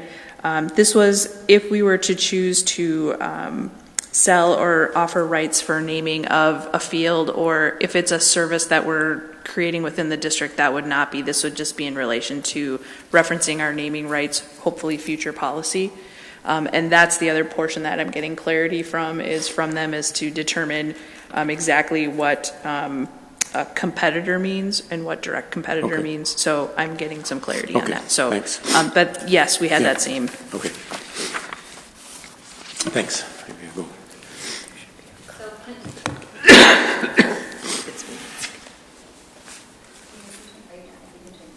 No, I'm sorry.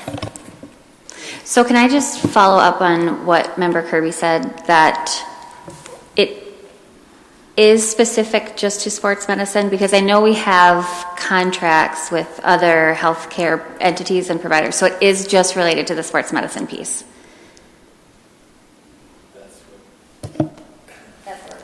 Yes, we're getting that clarity. They added this language in specific because they knew that there was potential interest in potentially renaming, not necessarily with an entity, but renaming a building or a field. And they wanted to just make it clear that they didn't want a direct competitor to be able to name that, because we're getting all of these services at no cost, and in exchange, what we're giving them is marketing. And so that's the piece that they want to make sure that if they're going to provide all these sports medicine and strength and conditioning services, that a competitor can't come in and advertise at the same level. Yeah. So that's, I mean, what I'm asking is, in a way, is so Essentia is virtually giving us quite a bit of money, and that's wonderful. I know what our weight room looks like in our high schools, and I know what needs there are, and that we can provide all of the trainers and the equipment and the expertise. So the real benefit why Essentia is coming now, because they've been a part of our district for a long time. So, but now they're starting to come forward, maybe with their new, vision for the whole community. Their main advantage is that they want visibility of their name. Are there things within this document that says, exactly where are we going to put our names? Is it just going to be on the sports training office that all of our locker rooms have? Is it going to be just, little door things, or is it banners and? So there's consideration under both Exhibit A and Exhibit B on where the marketing happens, where the signage is, and comparatively what other people can advertise or competitors can advertise. The addition of the exclusivity of number 6C on page 2 is just in relation to potential naming rights of a large field or a building. But that has been the case in the past where they have, obviously on the training room it would say, weight equipment supplied by Essentia Health, services provided by, and in our programs and others, Can I just ask one little follow-up? So if a player gets injured, is it, they don't have rights as to where we bring that injured athlete? Nope. Okay. Interesting. Yeah, in fact, I just, on page 2, caught that sentence dealing with your very question about Ascension, let's see, that their services does not obligate DPS student athletes to utilize such services. So it's in there. I think you answered it at the beginning, but you did, it sounds like, involve the activity directors and staff and other staff who are more familiar with this. And then I was just curious, the benefit of, on page 6, of providing a strength and conditioning coach at each DPS high school up to 90 minutes per day. Is that during the school day? Okay. Because I know we have college. It could be both. It can be during and after. Right now it is right after school. One of the challenges that our athletic directors did have was right now we were sharing one strength and conditioning between 2 sites. So one was coming right after school to one and then coming an hour later. And so we worked with Essentia, and they're actually hiring a second person so that both people can be at the same time right after school, because kids didn't want to stay and wait that hour to get that strength and conditioning support.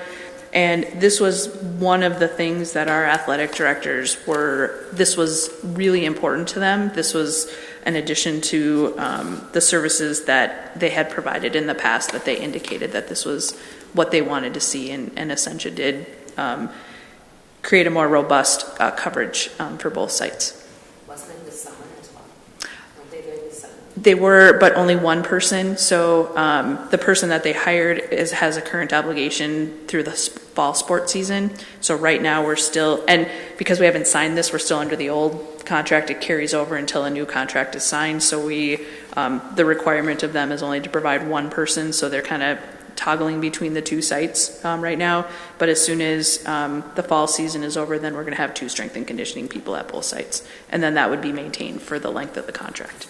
And will this person at each site be supporting both women and men? Correct. Okay. Thank you. I was just going to, it refers to a comment a few back, but in the past we used to pay for these services. We paid, I believe, $12,500 for each trainer. And then as Essentia really started taking on community wellness as one of their missions and was needing to reinvest in the community as well because of their own financial position. This was one of the areas that that they offered to us in exchange for kind of that premier sponsor level, if you will. Thank you. And these contracts are common in multiple school districts. And when we did the initial research, there were districts who opted out of the exclusivity, but then were paying a fee. So when we look at, our fiscal condition to be able to get this level of service at no charge in exchange for some signage and marketing consideration, this was a really good investment for the amount of coverage and service that our student athletes receive. So, and certainly, I think the addition of what they've added to the contract and the contribution now of $325,000. In the past, this was just a no-cost contract in exchange for marketing. Now we're giving them marketing and they're giving us money to improve our facilities. That's great background. Thank you. I would, my only concern around this, and I want to thank, if we do pass this, thank Essentia for this generous contribution, is that next time we do it, we go out to RFP.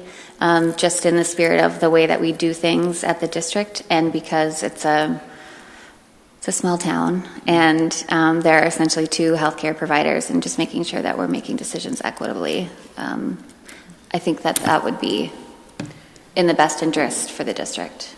And those were the two people that. Yeah. Great. So.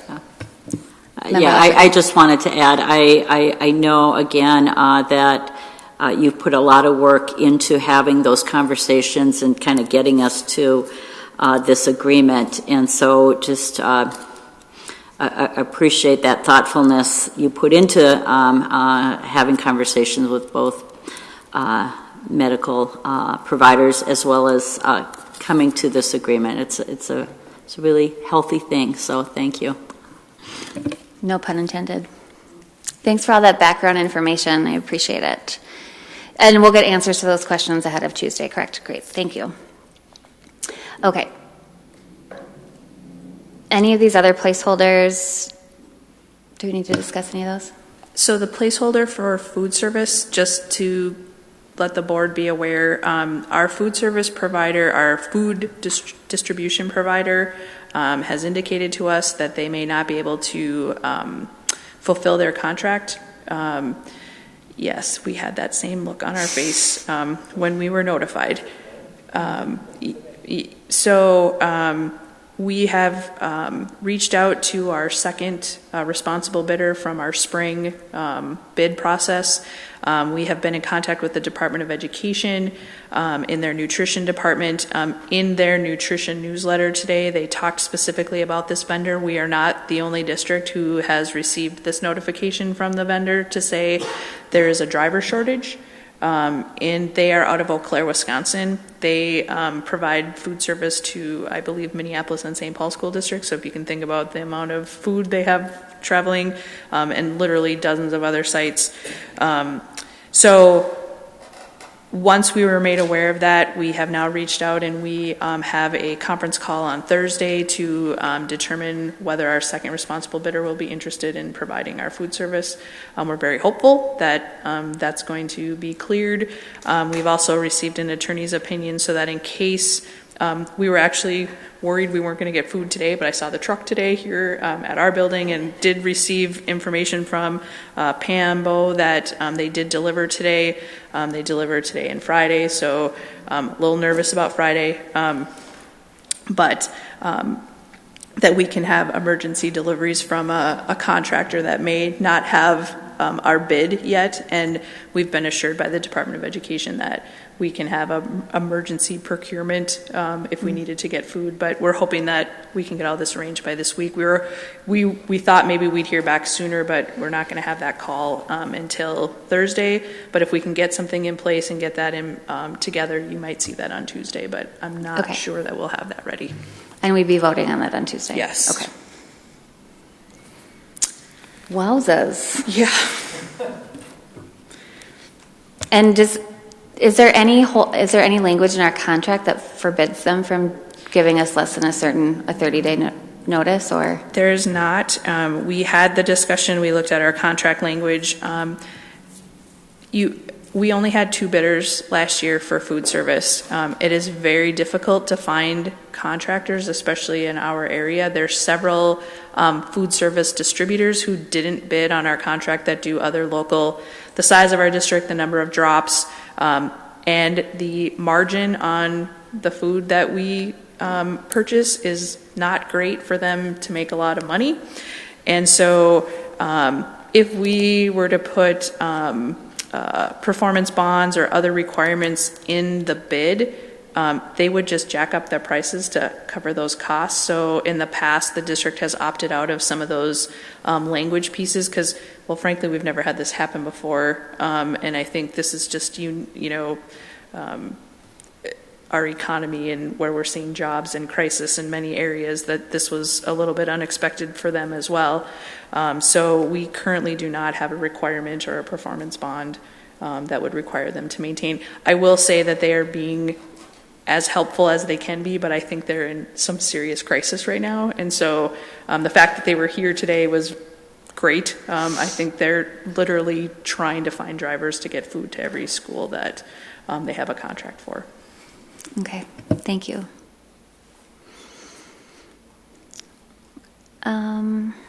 Let's see. Anything under change orders or leases? I didn't see anything. Okay. Next are resolutions. So we have acceptance of donations, and I just want to, there are a ton of donations this month, and I started to do the math, and then my eyes went a little bit sideways. Do we know how much Myers-Wilkins raised in total for the Books for Kids Literacy Project? The donations are still coming in. We're a little over $20,000 right now. And just as an aside on this is part of the crowdfunding donation policy situation. As you know, there was an article in the newspaper about Myers-Wilkins looking for donations. They were hoping to get $3,800, which would have covered their costs, and instead they received $20,000. We've had the discussion to make sure that we put those dollars aside so that they're used for the intended purpose of the donation. And so as we look at crowdfunding and donations, certainly this was a great thing, but I don't know that anyone was expecting this. So how we write something like this and how the district would prepare for, an unexpected donation like this, that we would make that a part of our process. So this was great news, but at the same time, we're like, oh no, this is this is a lot of money for books. And so while great, this is going to help us in terms of how we promote and make sure that, we understand the outcomes that could happen for something like this. Great, thank you. Change in authorized bank account signer out at East High School to Kyle Rock. And then I'm assuming we're going to have some discussion around this. The next resolution is around establishing combined polling places for multiple precincts and designating hours during which the polling places will remain open for voting for school district elections not held on the day of a statewide election. And we have had a conversation about this before. And the vote, did we formally vote? I think we did. On the board was to not combine polling places. There is a significant cost savings associated with it, but we just, the general consensus was that it was going to create more harm than good. And so my first question around this is, why are we revisiting this? Every year we have to. Okay, that's good for me to know. And just as a clarification, the chances of having a special election are very small.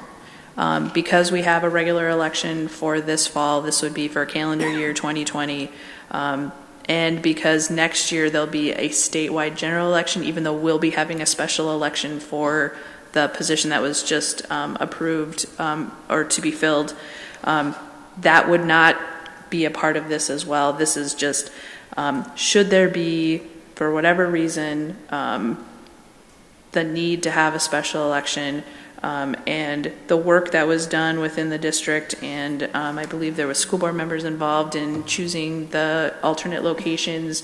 I believe there's 2 per precinct to get us to a smaller amount.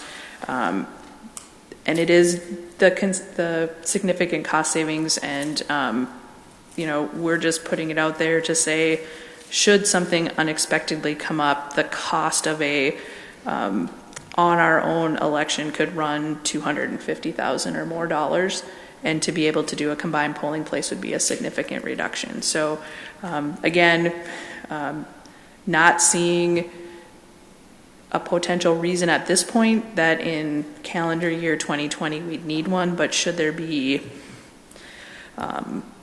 any type of a referendum election or some other election that the district would be required to do, this would save significant amount of money. So MSBA, Jackie reached out to them.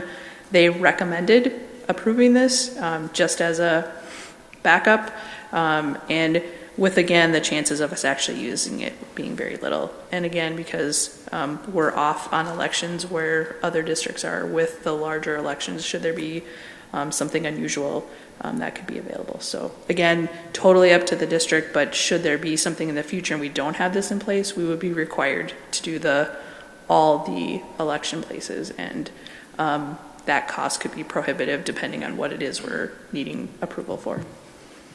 And could you get us those cost differentials, please? I sure can. I know Jackie presented that at a prior meeting. She so did. I'll get that information. Okay, yep. Thank you. Member Lofeld? And again, I voted to support this idea because I just see it as a fiscal responsibility on our part. I know it sounds more dramatic than it is when you say we're going to only have 2 polling places. But as you hear CFO Erickson talk, it's really, and it's really not,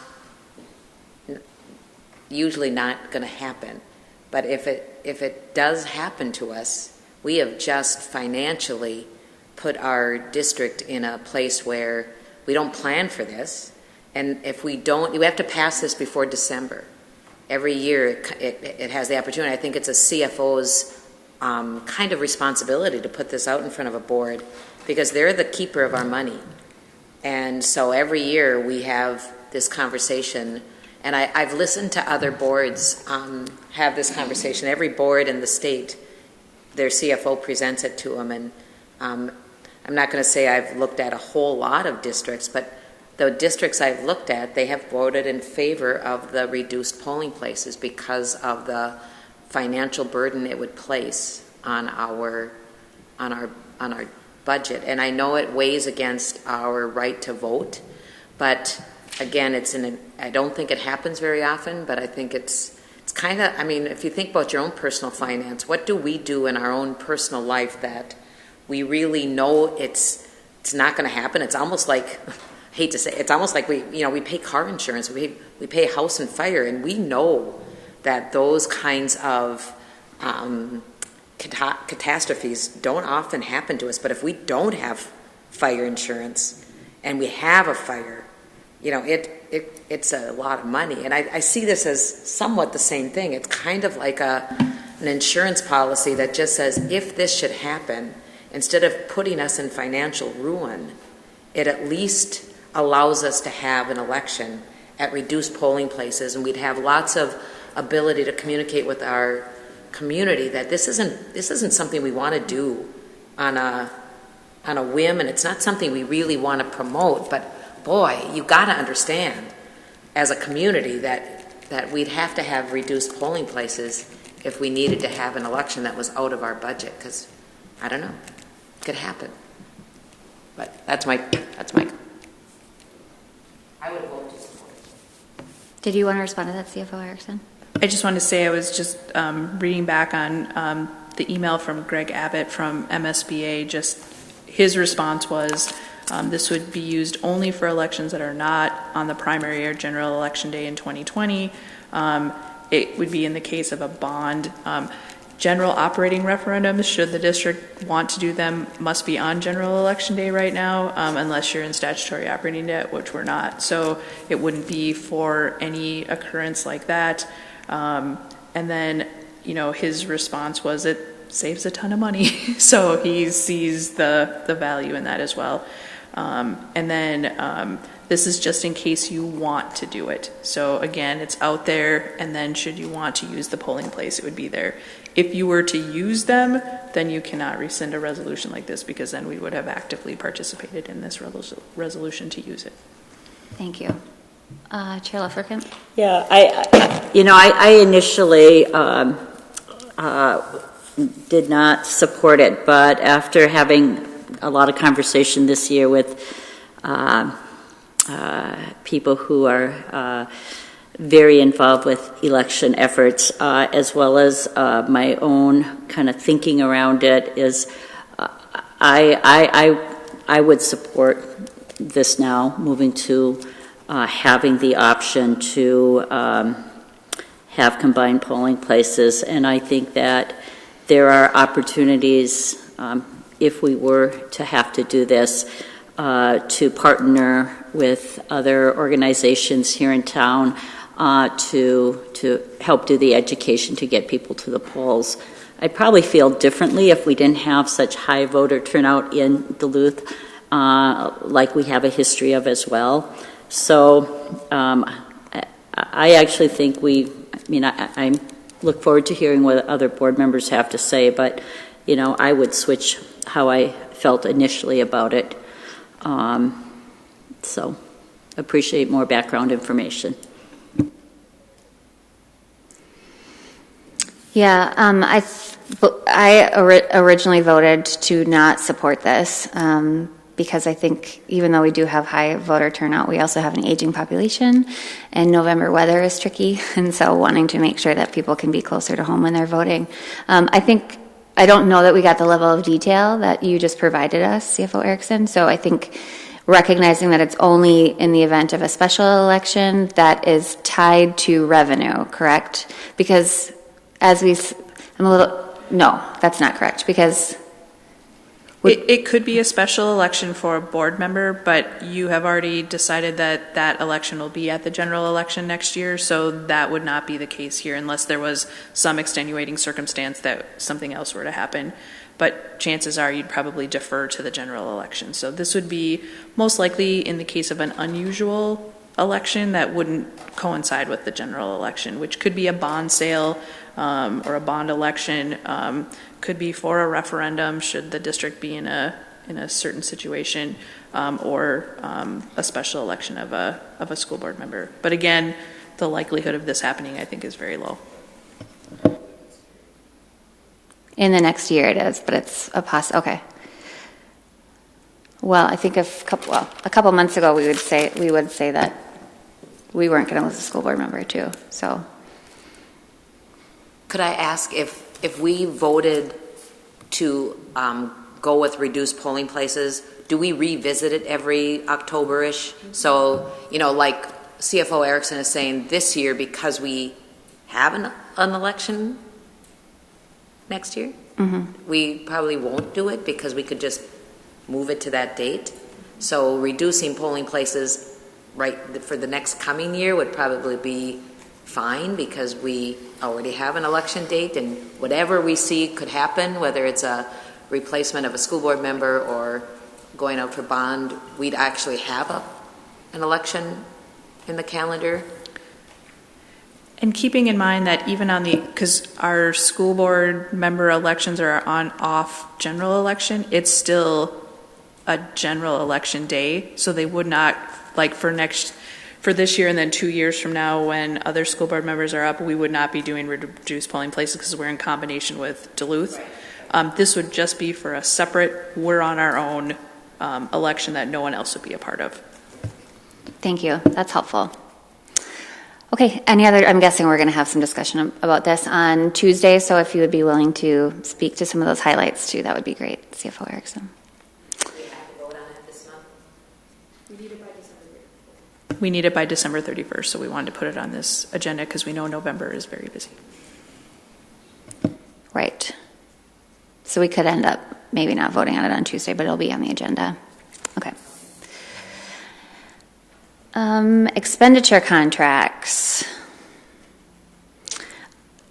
I had a question about Mr. Hansen providing public relations out of our unrestricted general fund. What is Mr. Hansen doing that Katie isn't already doing? Mr. Hansen provides most of the photographs that we use from the many athletic events at both of our sites and throughout the community. Okay. It also is on our social media accounts, posting those pictures. And I think it's more than just athletic, though, because I've contacted him about music and speech and debate, and he's willing to do those as well. And I think he had a math knowledgeable pictures. I think it's more than athletic. Okay. Member Leffler. Yeah, I was just going to say it's amazing the number of places he is at. Non-athletic events, open houses. I think of when he gets around he spreads himself. So, and this is an up to amount. Yeah, I saw that. Okay. Did you have something you wanted to add, CFO Erickson? I did want to just add with the asterisks of the up to amounts. Last month we had a question on one of the contracts that wasn't up to, and it may have appeared that we paid a lot of money to a person, but it was actually for an entire year, and what they actually provided for on staff development day was a very small amount. And so when we worked this last month, we wanted to put those in there so that you would realize that when you look into the individual contracts, there's either a per day rate or an hourly rate, and then they submit time or hours, and then we pay based off of that. So these would just be the limitations on those. So many of the contracts would never reach that total amount. And then others that are specific amounts that we're paying a specific amount to, then we didn't put that in there. But we didn't realize that some of them appeared to look like they were, and because we had an amount up to in parentheses, but we didn't indicate which ones were or weren't. So hopefully this is helpful for you to see that some of these may never reach that capacity or have a dollar capacity. Thank you for doing that. That was helpful to see on that document, as well as, again, where the resources are coming from. Member Lafferkamp? Yeah, just keep the key. I think that's helpful for the public as well. So. Okay. Anything else on those contracts? Okay. Our facilities management and capital project status report. You're up, Mr. Spooner. Thank you. It was a good month. It was relatively quiet, and that's always good for us. We got a lot of open work orders completed. We did a lot of cleaning in the schools. Everything went well. The report is pretty self-explanatory. I'll just hit some highlights. The under capital construction, we've got our track replacement project that we did this summer. We're currently evaluating to determine if the surfacing meets the proper identified slope. And what I'm referencing when I talk about slope would be if we're standing on the track, you've got lane 1 through 8 and tracks drain in a trench drain inside of lane 1. So you've got a slope from lane 8 all the way to lane 1 of 1.5%. So if you dump water on it, all the water will run from 8.765 all the way through to 1 into the trench drain and disappear into the storm sewer. Right now we have some ponding in lane 1. And I met for today with the owner of Northland Constructors, the contractor that did the surfacing, and our design professional, Northland Consulting Engineering. And we're evaluating the conditions that we have. We're evaluating potential solutions, and we're evaluating if we even have a problem or if it's something we want to accept. So just want to put that out there that we're looking at this project, and it's completed, it's being striped, it will be in use, it's fully functional, but we're looking to see if it meets the specification at this time. Do we have language in our contract that speaks to that as being a requirement of them completing this work? Oh, definitely. Okay, so We're work. fully covered by contract. It's just, today is the first day we've met on site, and I don't have any recommended solutions or changes, or we're fully covered by everything from the contract language to performance and payment bonds. Okay. So it'll be done right. I just want you to be aware that there potentially may be an issue with lane 1. So, and I am working on that, and I don't have any further information of solutions as of right at the moment. 1.5%. It's not As a much. former track runner, I would say get that water out of lane 1. Well, lane 1 is the lane typically that takes the most abuse, and if you have standing water for more than 24 hours, it'll be detrimental to the life of lane 1. So we want it done right. We just have to determine what the solutions are. Okay. So that's ongoing. I also currently am working on FY21 10-year plan projects, Rock Ridge roof replacement, and the Congdon Park tuck pointing. I have had a meeting with curriculum to discuss potential changes to the science curriculum for 2022. And what that means is for 8th graders, curriculum may need to have gas, ventilation, and chemical resistant piping, waste piping. So it could be a substantial cost that we have to undertake at our middle schools should this curriculum be adopted. It's not till 2022 that it could happen, but we're planning early and we'll keep an eye on it and see how that impacts our budgets and see what the curriculum dictates. What the needs actually are, we don't know yet. But we have had meetings with curriculum. Can I ask about the tuck point? Sure. I thought that we voted on that last month. You did vote, and we have a design professional working on it. It will be bid in January. I'm just identifying that we're working on it. Gotcha. Okay, thank you. Just kind of an update of general projects I'm working on. Okay.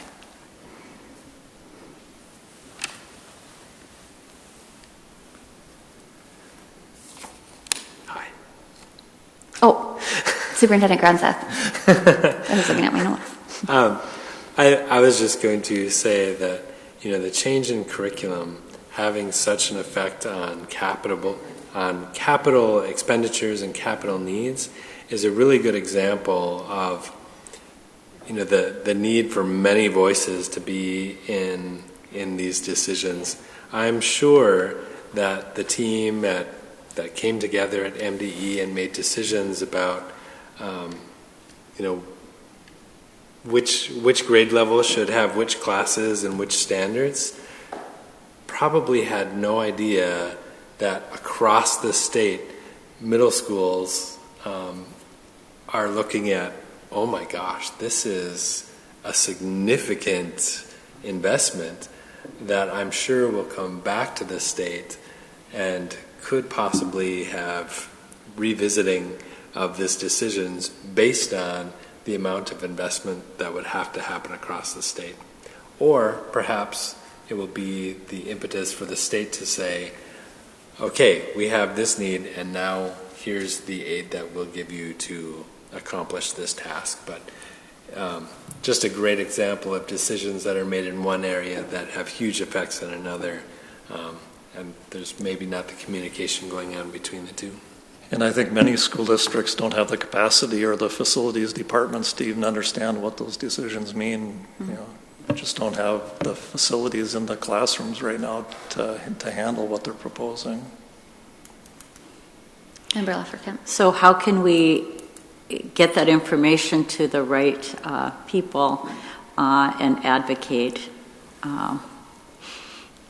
When I talked with Gail in curriculum, I think they'll take the ball and run with it. They had no idea that there was that potential impact to these classrooms. When they talk curriculum, I think they believe that it's something that you're just going to do and it's going to happen, but they don't know what's under the floors and in the walls and above the ceilings for ventilation.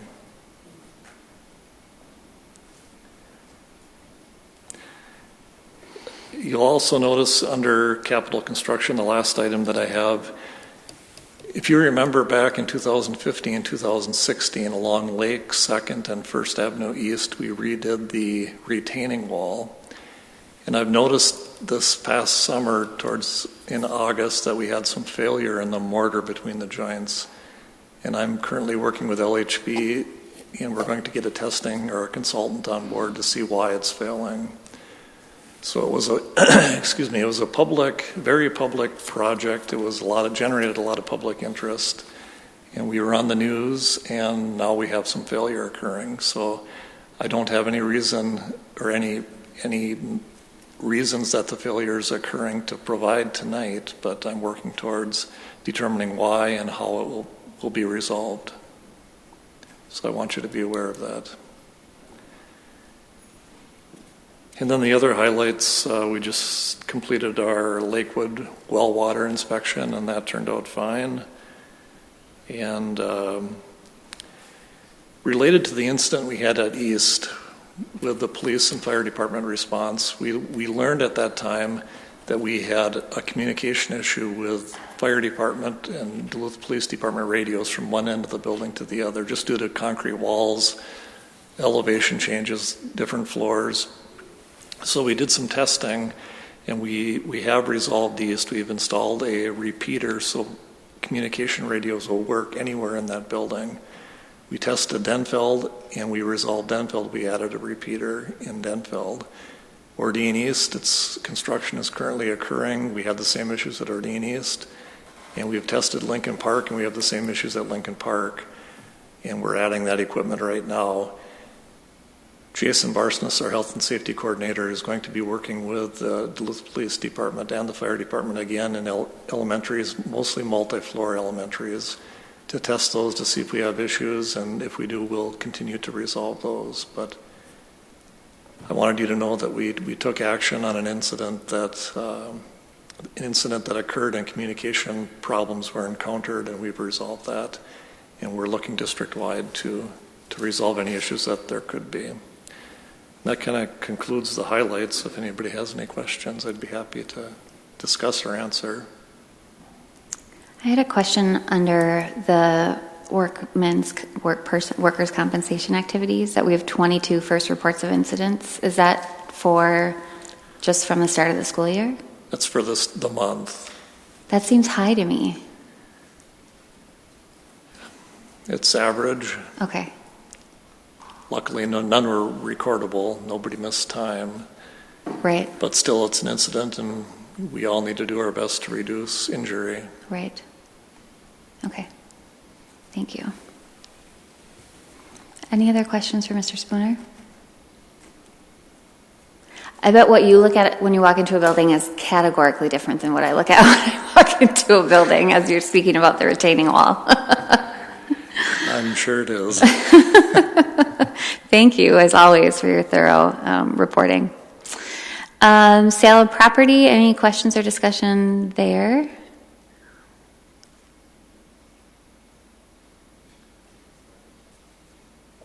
Okay, consent agenda.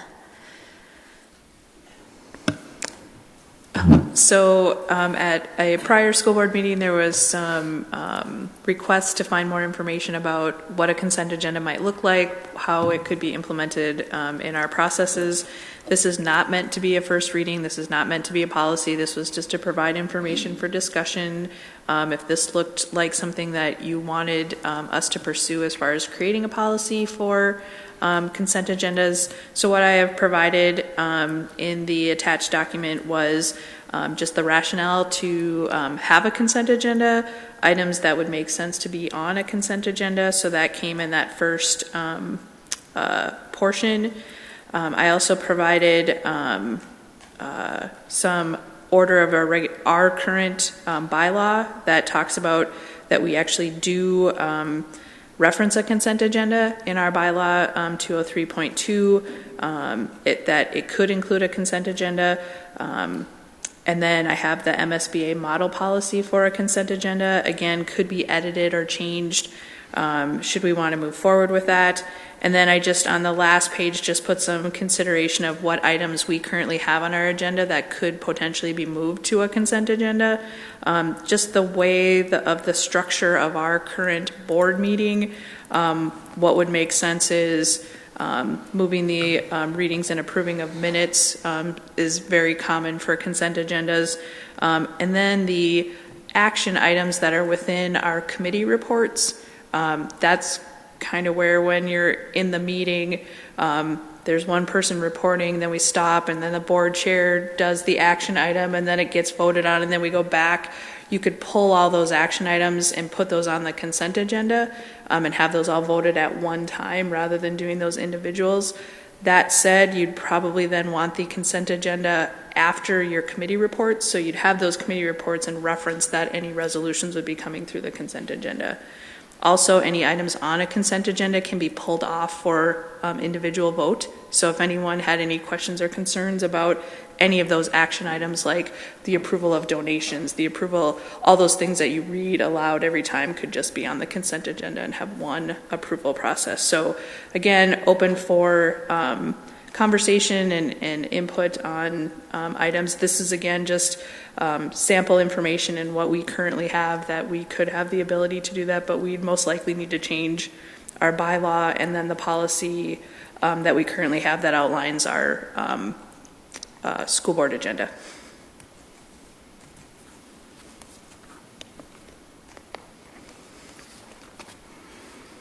Thanks for that background. I'm supportive of moving to a consent agenda, and I appreciate you providing a little bit more depth to your consideration on page 158 around moving the consent agenda to after the standing committees, because I was really confused by that. It would make more sense to me to do that first at the beginning. So it might, if we were to move in this direction, it could be a little clunky at first. Could be. But I think that it would save us a lot of time.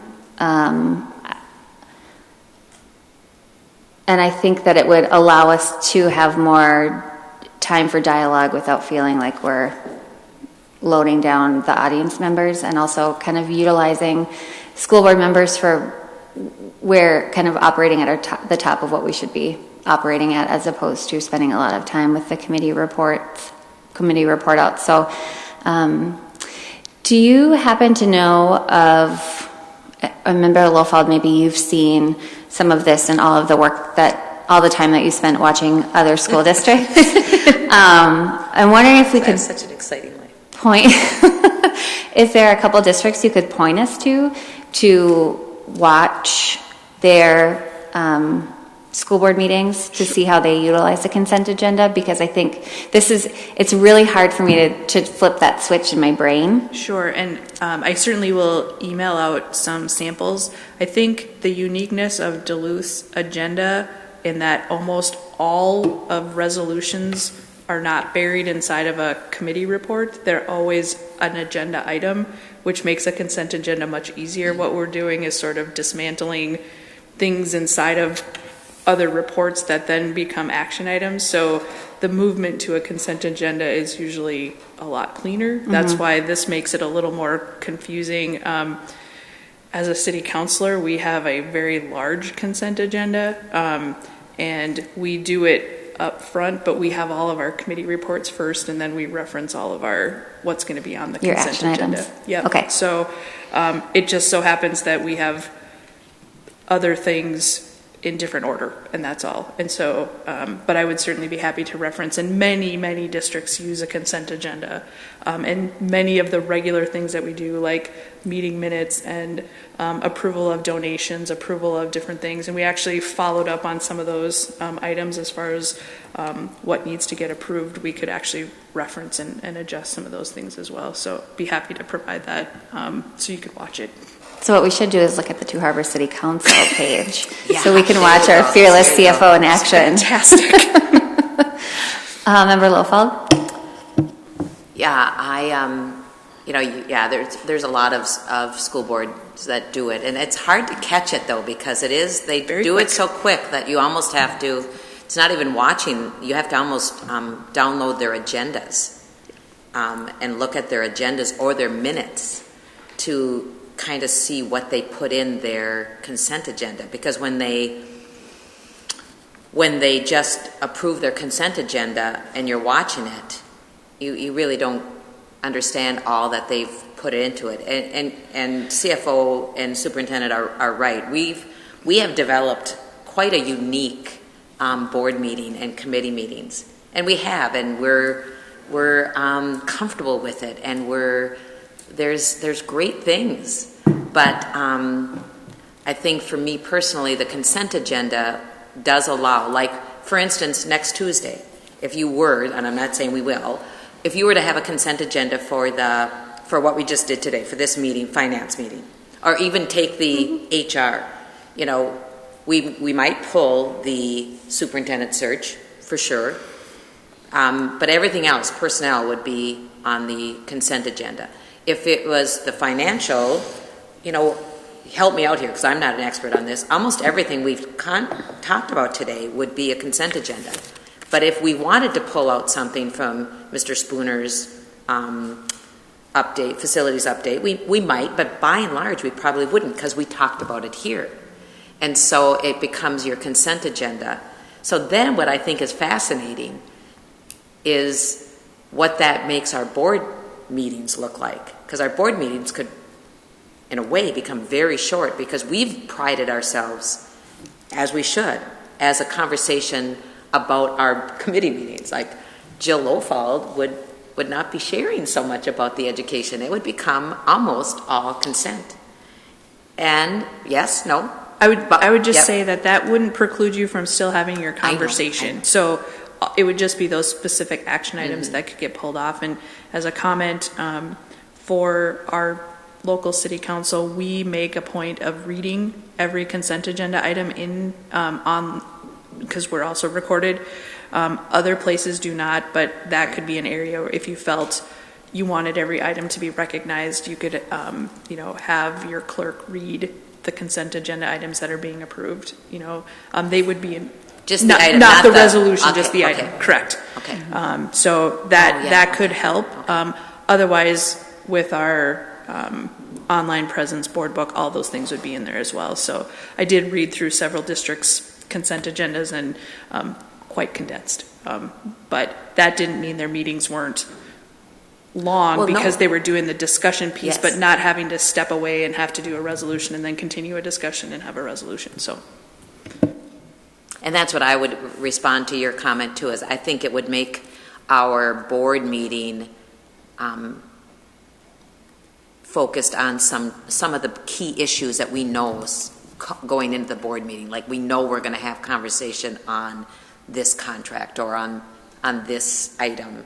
And so we get through our consent agenda or things that kind of have taken us up to an hour and a half or hour, not now. But now it's taken us only 20 minutes. And so now we have board time on a Tuesday night where there's people attending, to have conversation too. But it's something. So in your experience, in terms of just efficiency or / time, because that's what we hear a lot is people are saying it'll save time, and can you kind of speak towards that? Yeah. Sure. And honestly, I do think that the majority of the things that are on a consent agenda don't take us long. Mm-hmm. It's the supporting conversations that happen around those. Mm-hmm. Then those would be separate in your committee reports, and then you don't have that, so should there be, and the purpose of a consent agenda often is those non-controversial things that don't need a conversation. So that's what can speed things up, is that when they're buried inside of other areas, that's where it causes. So I do think it creates an efficiency just in terms of those action items, and certainly would not recommend putting anything on a consent agenda where there wanted to be a conversation. And then those could be under your special resolutions. And basically, what I would see happening potentially is that the committee would then refer to the regular agenda any action items that are coming out of their committee. And then when the agenda is created, those things would move right into the consent agenda or special resolutions rather than where they are currently and then having to discuss those. So that would just be a process change and a bylaw update for the board.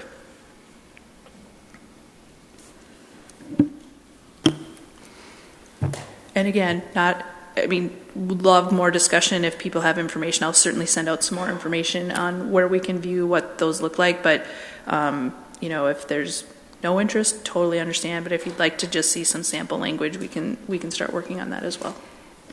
Yeah, I think it would be helpful to see how other districts are using the consent agenda. That's something that we've talked about since I've been on the board.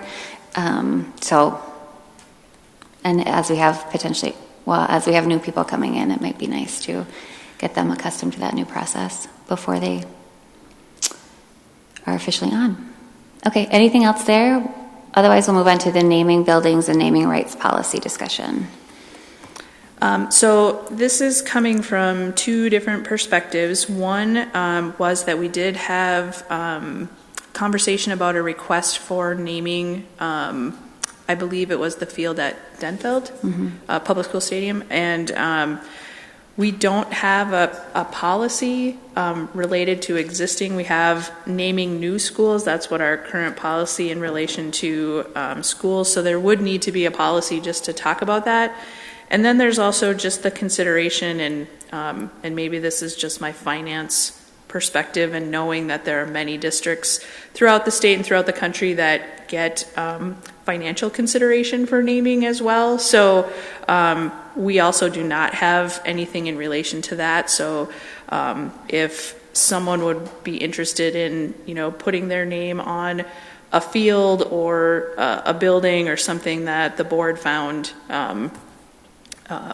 worthy through a policy that would be created, there could be some financial contributions for that as well. So what I did here, what I provided you in this set of documents was our naming new schools, and then I pulled some sample policies from other districts, and just wanted to point out that name changes or naming recognitions can run the gamut of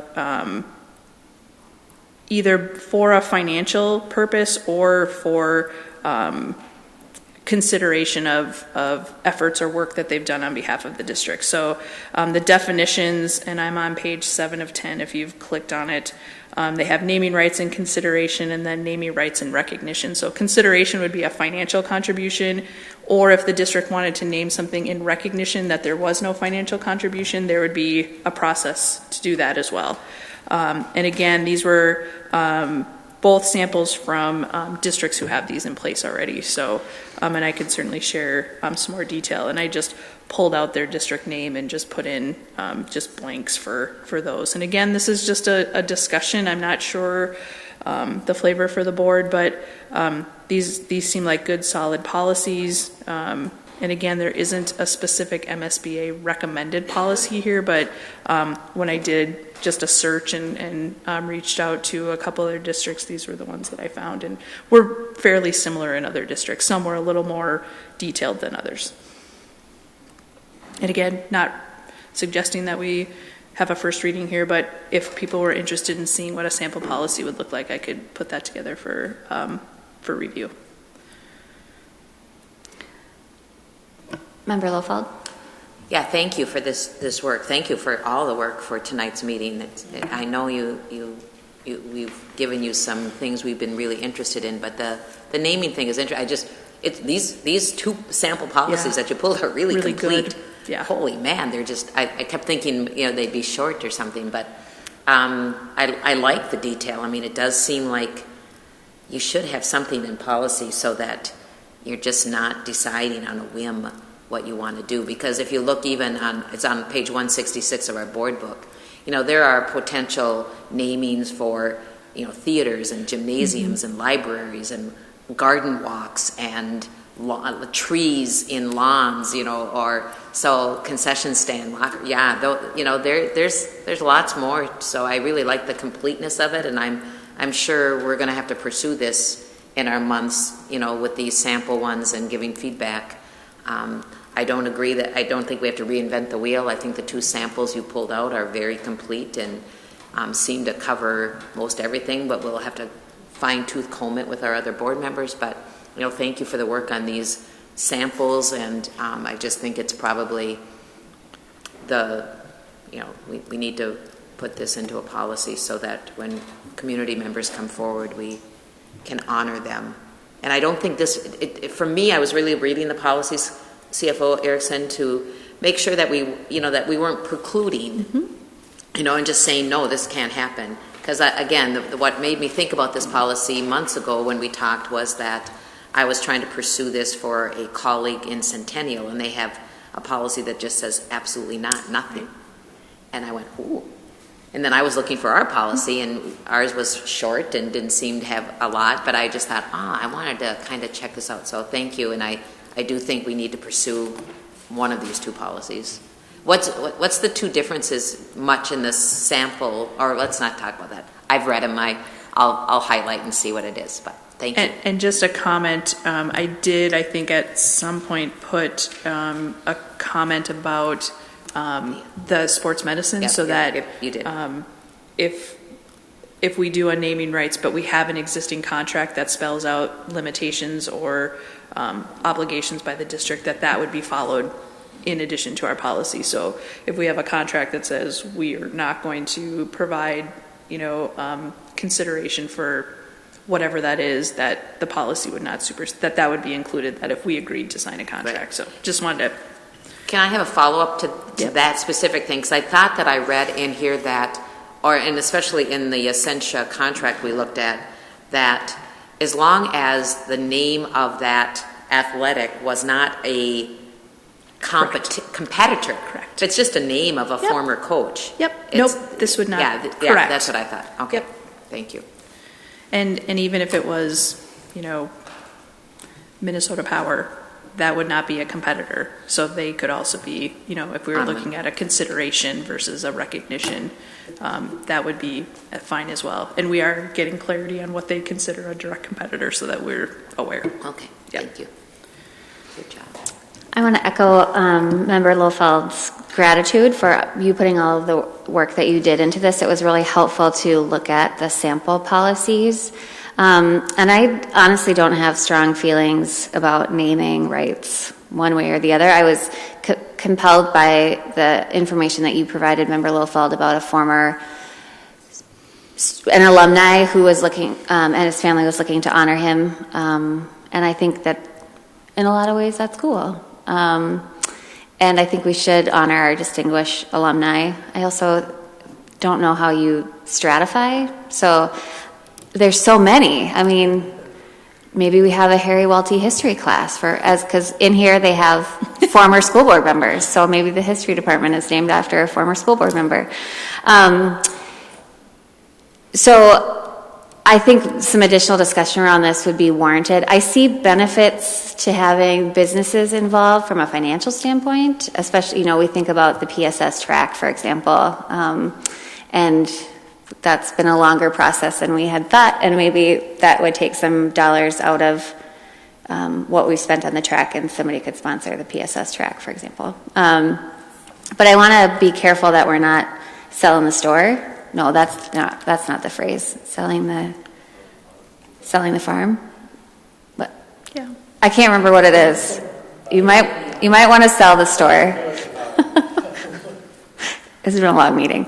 And that it's really clear that this is an ISD 709 property. This is a Duluth Public Schools property, or this is a Duluth Public Schools auditorium, because I think that that's important. So I would be curious what my colleagues think about this as we get further down the road. So thank you for your work that you've done up to this point, and I look forward to conversations moving forward with my colleagues. Any other discussions around this piece? Okay. So future items, Well, in December, we'll have the final levy approval, and we've got a presentation that goes along with that. Is that the truth and then the truth in taxation presentation? I answered one question. In December, along with our audit results. So are we going to have the auditors here just in December, or do we see them twice? We hope to see them in December. Last year, they had to go to January because on their end, they were overbooked and couldn't get there. But I think as of right now, it sounded like they were planning on being here at our December meeting. Okay, great. And then policy updates. Which would include, hopefully, the crowdfunding next month. Great. Thank you. Member Lefferkamp. Yeah, I just want to just say appreciation for the work I know both of you are involved with right now with getting ready for the audit and the audit process. So I know it's a lot of extra work, so thank you.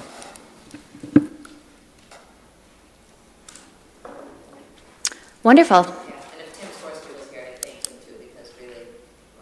Yes, thank you to our HR director and to staff in general around all your hard work that you're putting into stuff that we don't even see.